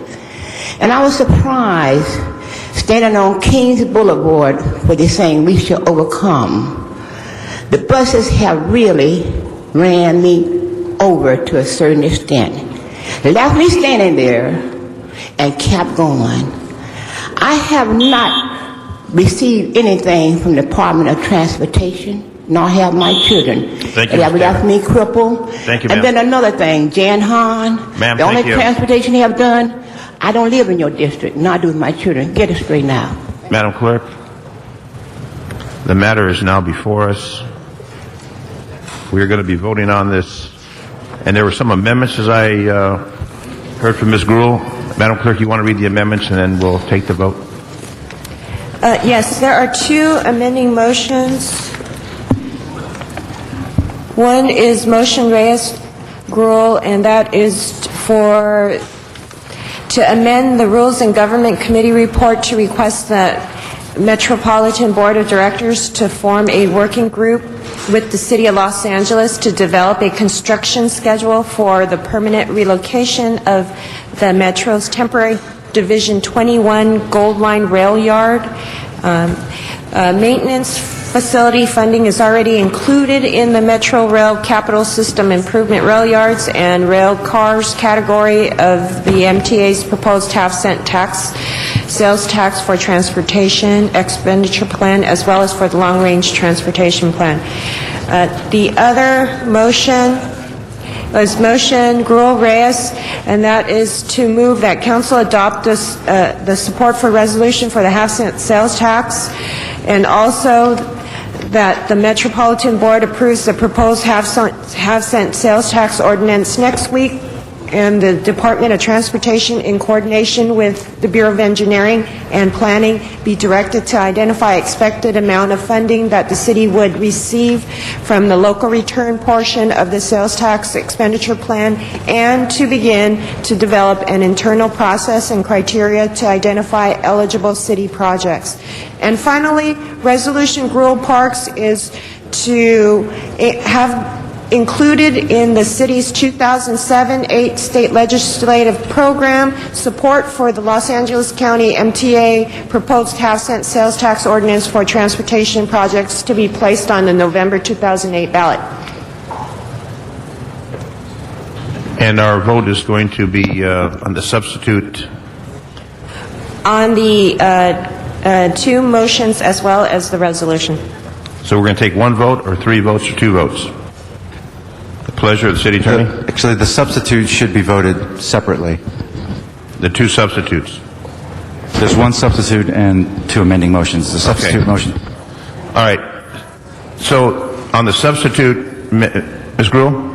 Just asking a point of Sure. clarification. So We need clarification for everyone's benefit. the substitute motion would go first, and then the amendment would be for the substitute motion, because that's the one that we. Well, that made it clear. Sorry, I know, I'm trying to make it clear. What we want to do is, maybe if we could, I don't know if this is okay, is receive and file the committee report, the substitute motion, and then the amendment is to the substitute motion. The amendments. Substitute motion will make sure the others is received and filed, and then you'd vote on the amendment second. Okay. So we're going to first vote on the substitute motion. How about this? Vote first on the amending motions, because they amend the committee report. Vote first on that, and then after the vote on that, then vote on the substitute motion. Okay, so the amending motion is Mr. CLA may have a different opinion here. Yeah, so it's Mr. Reyes's amendment will go first, and then the substitute motion will go Well, second. I think, though, that the substitute motion substitutes for the committee report. Correct. So my suggestion would be to vote first on the substitute and then vote on Mr. Reyes's motion to add that to the substitute. So you'd vote on 13B first and then 13A. Okay, so Madam Clerk, will you read that, So you vote no on the first. the gist of And that, yes so on the we'll know which way to understand that? So the substitute resolution was to include in the city's state legislative program to support the half-cent sales tax. Ms. Gruhl. One of the things that we included in my verbal amendment, which was separate from the substitute motion, was the local language that we had, which was the creation, was the Metro Board, that the Department of Transportation in coordination with BOE and DCP be directed to identify the expected amount of funding that the city would receive from the local return portion of the sales tax expenditure plan, and begin to develop an internal process and criteria to identify eligible city projects. So that is a So that third will go amendment. that will those go both, together. those would go with 13A? 13B. Include amendments? Yes. Okay. 13B. Everyone have it clear? Open the roll. Close the roll. Tabulate the vote. 10 ayes, 3 noes. Okay, the next matter. And then 13A would be Mr. Reyes' motion regarding reviewing the maintenance facilities in Midway. Right. On that matter, open the roll, close the roll, tabulate the vote. 13 ayes. Next matter.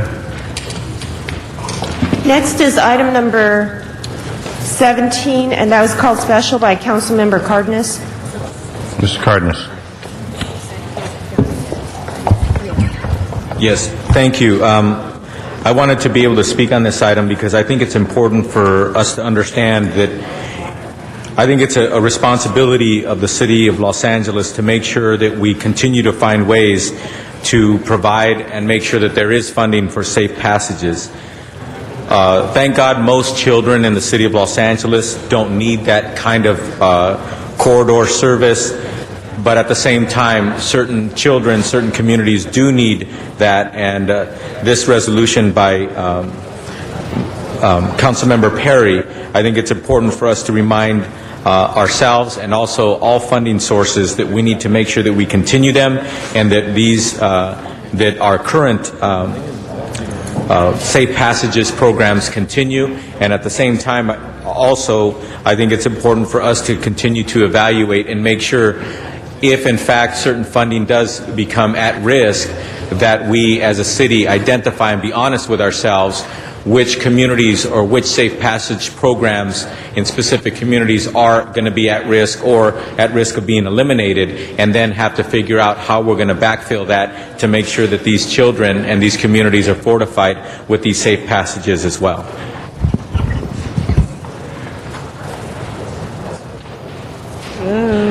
Okay on that. Ms. Perry. Zine, Good afternoon. did you get me?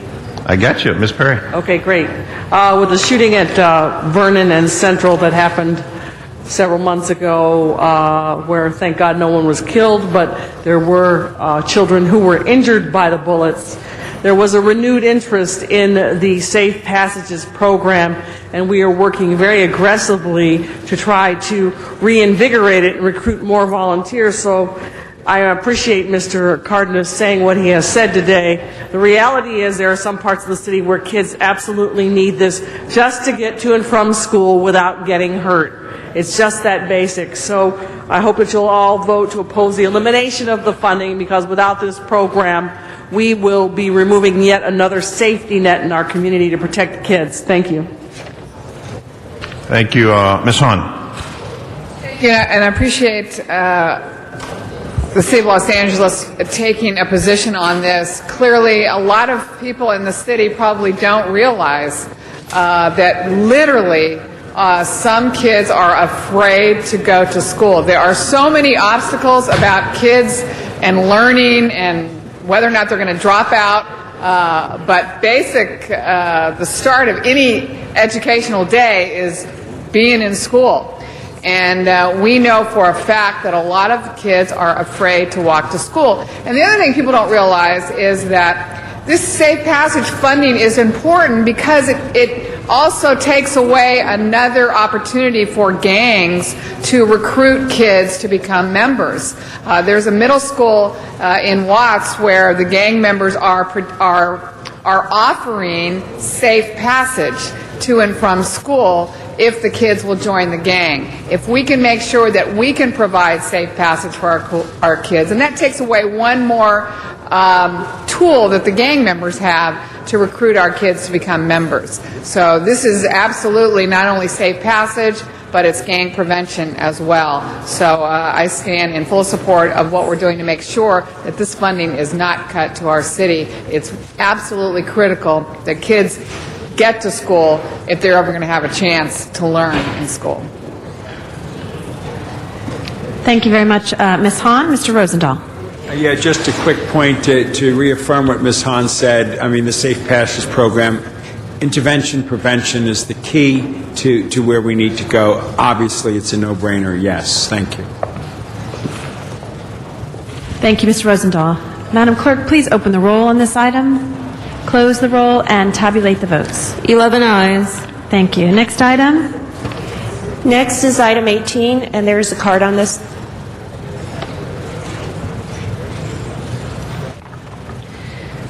Yes, and item 18 will go out to Miriam Fogler and Zuma Dog, and then we'll go to Mr. Sachs. So if you'd like to make your way towards the front, Mr. Sachs. Zuma Dog? Miriam will be right back. Miriam will be right back. Thank you so much. Zuma Dog. And please don't turn my mic down. I've had people call me and tell me that you've been turning my mic down. It sounds okay today. Special event fee waivers. First of all, it's been brought to my attention that City Council is in violation of the law in the way of which they're using these special event fees. It's supposed to be for open to the public, nonprofit, community events that are free. City Council seems to think they could just use it for their own pet project events. They think they can just say, hey, we're going to have a special event ourselves and funnel money into it. But that's changing, and you know it's wrong because you have a committee where you will be changing the law down, and you know it's wrong. That's why you're changing it. The people at home might not know what I mean. Yes, Miriam, you're up next. But here's what I'm here to say. The city's in big financial trouble. There's federal, state, and local money that's handed to nonprofits to provide services, badly needed services, to the community. What happens is the money is wasted. There's no accountability.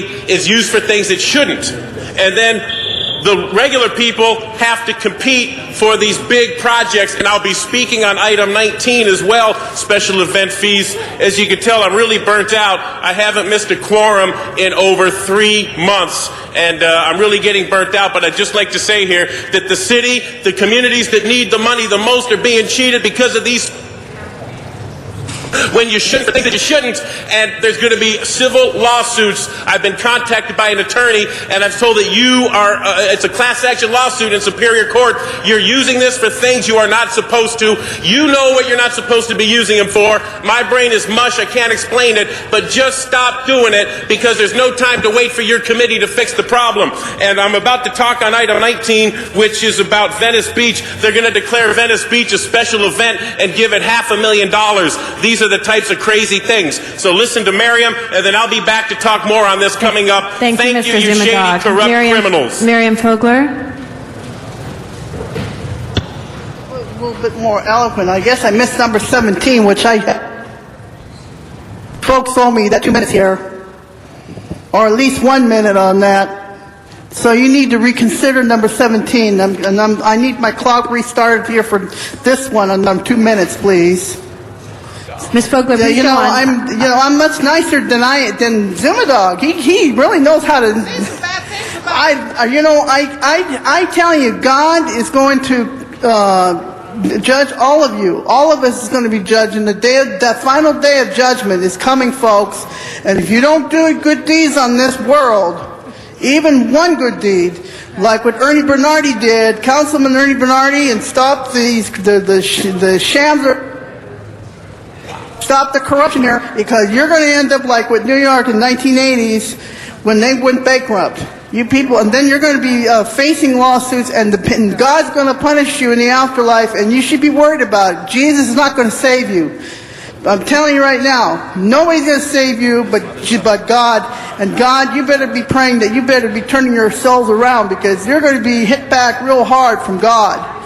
Because you're doing some terrible things to take the money and spend it, and the CRA benefits from it, and then the people are becoming poorer and poorer. You know they're supposed to be the richest in the world, because they're the ones that paying.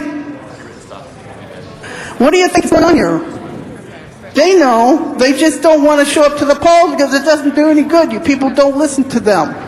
You don't listen to the will of the people. You're listening to yourselves. You're in your own world. This is typical of human behavior. I don't know why it continues this way, but you need to change it for God. You need to do this for God. I know we have a church-state separation, but in the private life, you need to be believing God. And if you don't, there's something wrong with you, because obviously you don't know the right from the wrong. Thank you, Ms. Fogler. Mr. City Attorney. Madam President, except when dealing with natural disasters, the city dealing with incurring God's wrath is not within the jurisdiction of the city. Thank you. Mr. Sachs.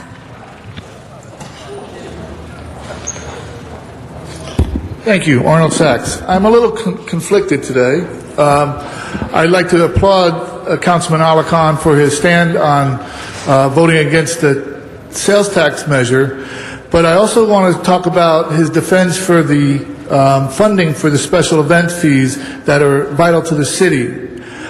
Unfortunately, or another way of looking at it is, the city is in financial straits, difficulties.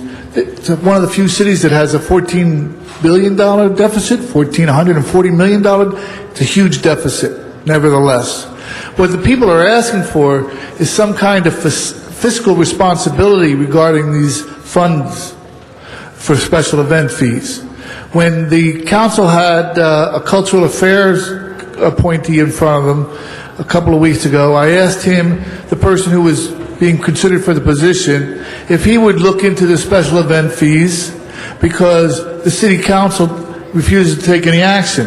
I was told at that time that it was going to be considered in the Budget and Finance Committee meeting to follow on the following Monday. What action was taken at the Budget and Finance Committee meeting regarding the city fees for special events? So far, no words come back from the City Council.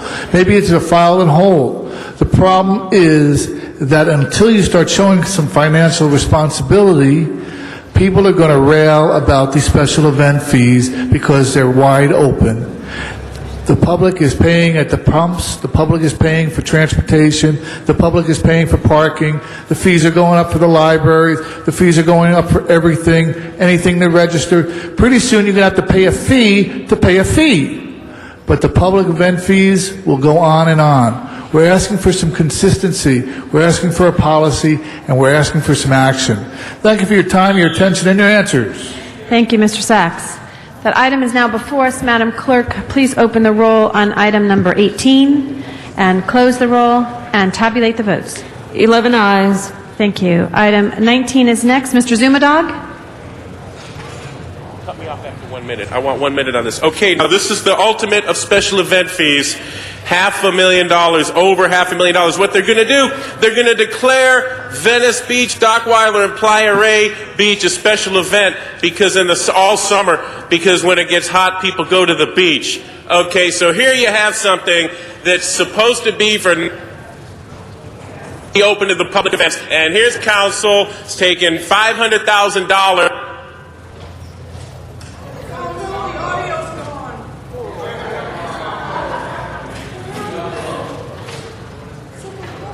I'm sorry, Mr. Zumadog, we're actually having some trouble with... Go ahead. Please, we couldn't hear you. Go ahead.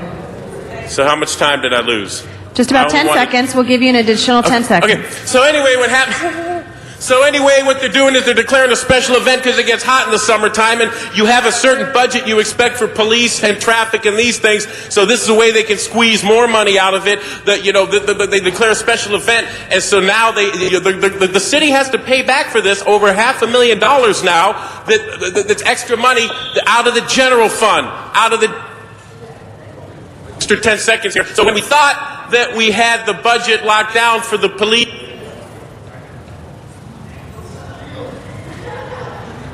Thank you, Mr. Zumadog. Mr. Sachs? Okay, you'll pass on this item. Madam, we have an amending motion for that. Mr. Sachs, you wish not to speak? I don't know how much time. You've not been keeping track of your own time, of how often you have spoken? We'll ask Mr. City Attorney in a minute on that item. Amending motion circulated for 19A. Thank you. Mr. Dion, Mr. Sachs wanted to know how many more minutes he had. I would ask the speakers that you can also keep track of your own time as to how long you've spoken. How many more minutes does he have? He has 2 minutes left. 2 minutes left. You wish to pass on this. Thank you very much. This will be an amending motion as part of this item. Madam Clerk, please open the roll, close the roll, and tabulate the votes. 11 ayes. Thank you. Next item? Next is item 23, and there's a card on this. Mr. Zumadog, you have 1 minute. Okay, wait, 23, what's this? Mr. Zumadog? Yes, I'm here. No, not this one, pass. Again, I would ask our speakers that come in and put cards on each item, that staff often come and stay for these items when they have been called special for a card. If you do not want to speak on these items, to please let us know prior to this time. Item is now before us. Madam Clerk, please open the roll on item 23, close the roll, and tabulate the votes. 11 ayes. Thank you. Next item, Next is item 24, and there's a card on this. Mr. Sachs.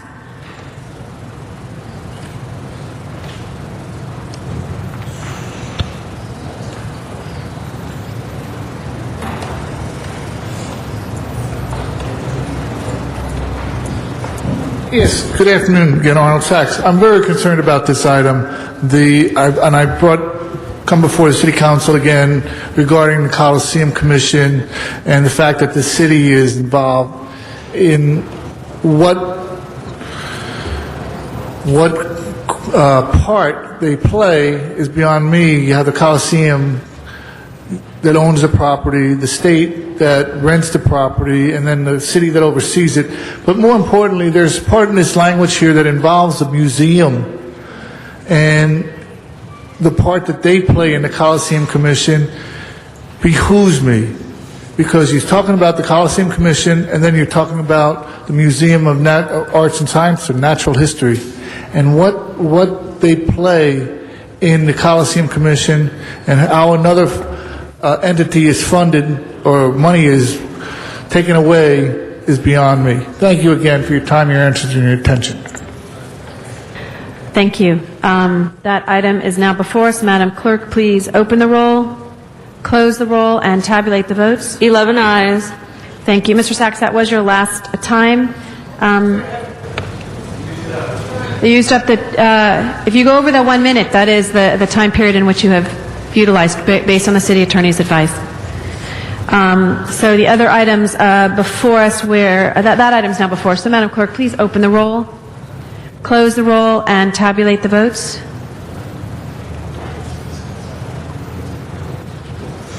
$11 ayes.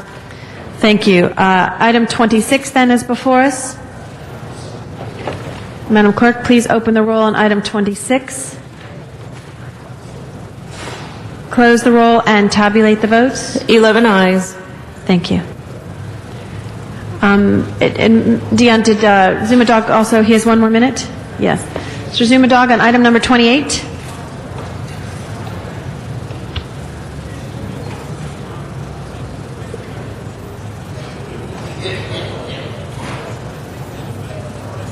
Well, then you waive items, you defer them, and then I have less time, so I have to put in the extra ones, but your time limit is illegal. But now on to track maps, because we're talking about a lot. I'm here to tell you, you cannot build your way out of the traffic problems. It's due to your density housing, and it's with these track maps that you continue to approve. And I brought to the attention of the city, these were being improved, track maps in violation of vacancy rates and in violation of the city charter. The city attorney's office had to get involved. And the point is, these are the density blueprints right here. And I'm here to say that if you double-decker every freeway and double expand it, that will just allow more people to drive through from further out, and then the side streets get clogged up, and you're not going to be able to build your way out of it. Vote no on all track maps, because, again, all the infrastructure and the money in the world is just going to make it so more people can get jammed in here. Stop with the density, and don't wear green anymore, Wendy. You look like a... Unfortunately, or maybe fortunately, I did not hear your last comment. Madam Clerk, please open the roll on this item, close the roll, and tabulate the votes. 11 ayes. Thank you very much. On item 27, our two speakers are fine. I think if we go with, they're in favor of this before us. So, Madam Clerk, if you would open the roll on item number 27, close the roll, and tabulate the votes. 11 ayes. Thank you. Thank you very much. That item has been approved. We will ask for items 26 and 27 to go forthwith. Madam Clerk, next items. There are motions for posting and referral. Those will be posted and referred. Madam President, there are excuses on the desk. Councilmember Hahn requests to arrive at 10:45 on September 12th for city business. This meets policy. Also, Council President requests to be excused on September 23rd for city business. This meets policy. Those meet. Do we need a motion on that last one? No. They all meet, Council. Thank you very much. And that clears the desk. Announcements, colleagues? Any announcements? Adjourning motions? Adjourning motions. If we could ask everyone to please rise.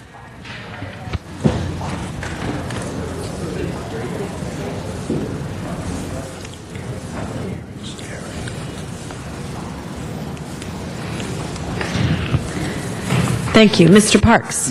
Thank you, Madam President. I'd ask that we adjourn in memory of former Chief Ray Scarry, who passed away on June 19th. He began his law enforcement career as Alameda County Sheriff in 1956. He left in 1967 to become one of the original officers in the newly formed South Lake Tahoe Police Department. He left at 75 from that department and then became the chief of the Wood Lake Police Department. In 81, he then left and became the first chief of the Clear Lake Police Department. He retired in 86, and from there on lived in Vancouver.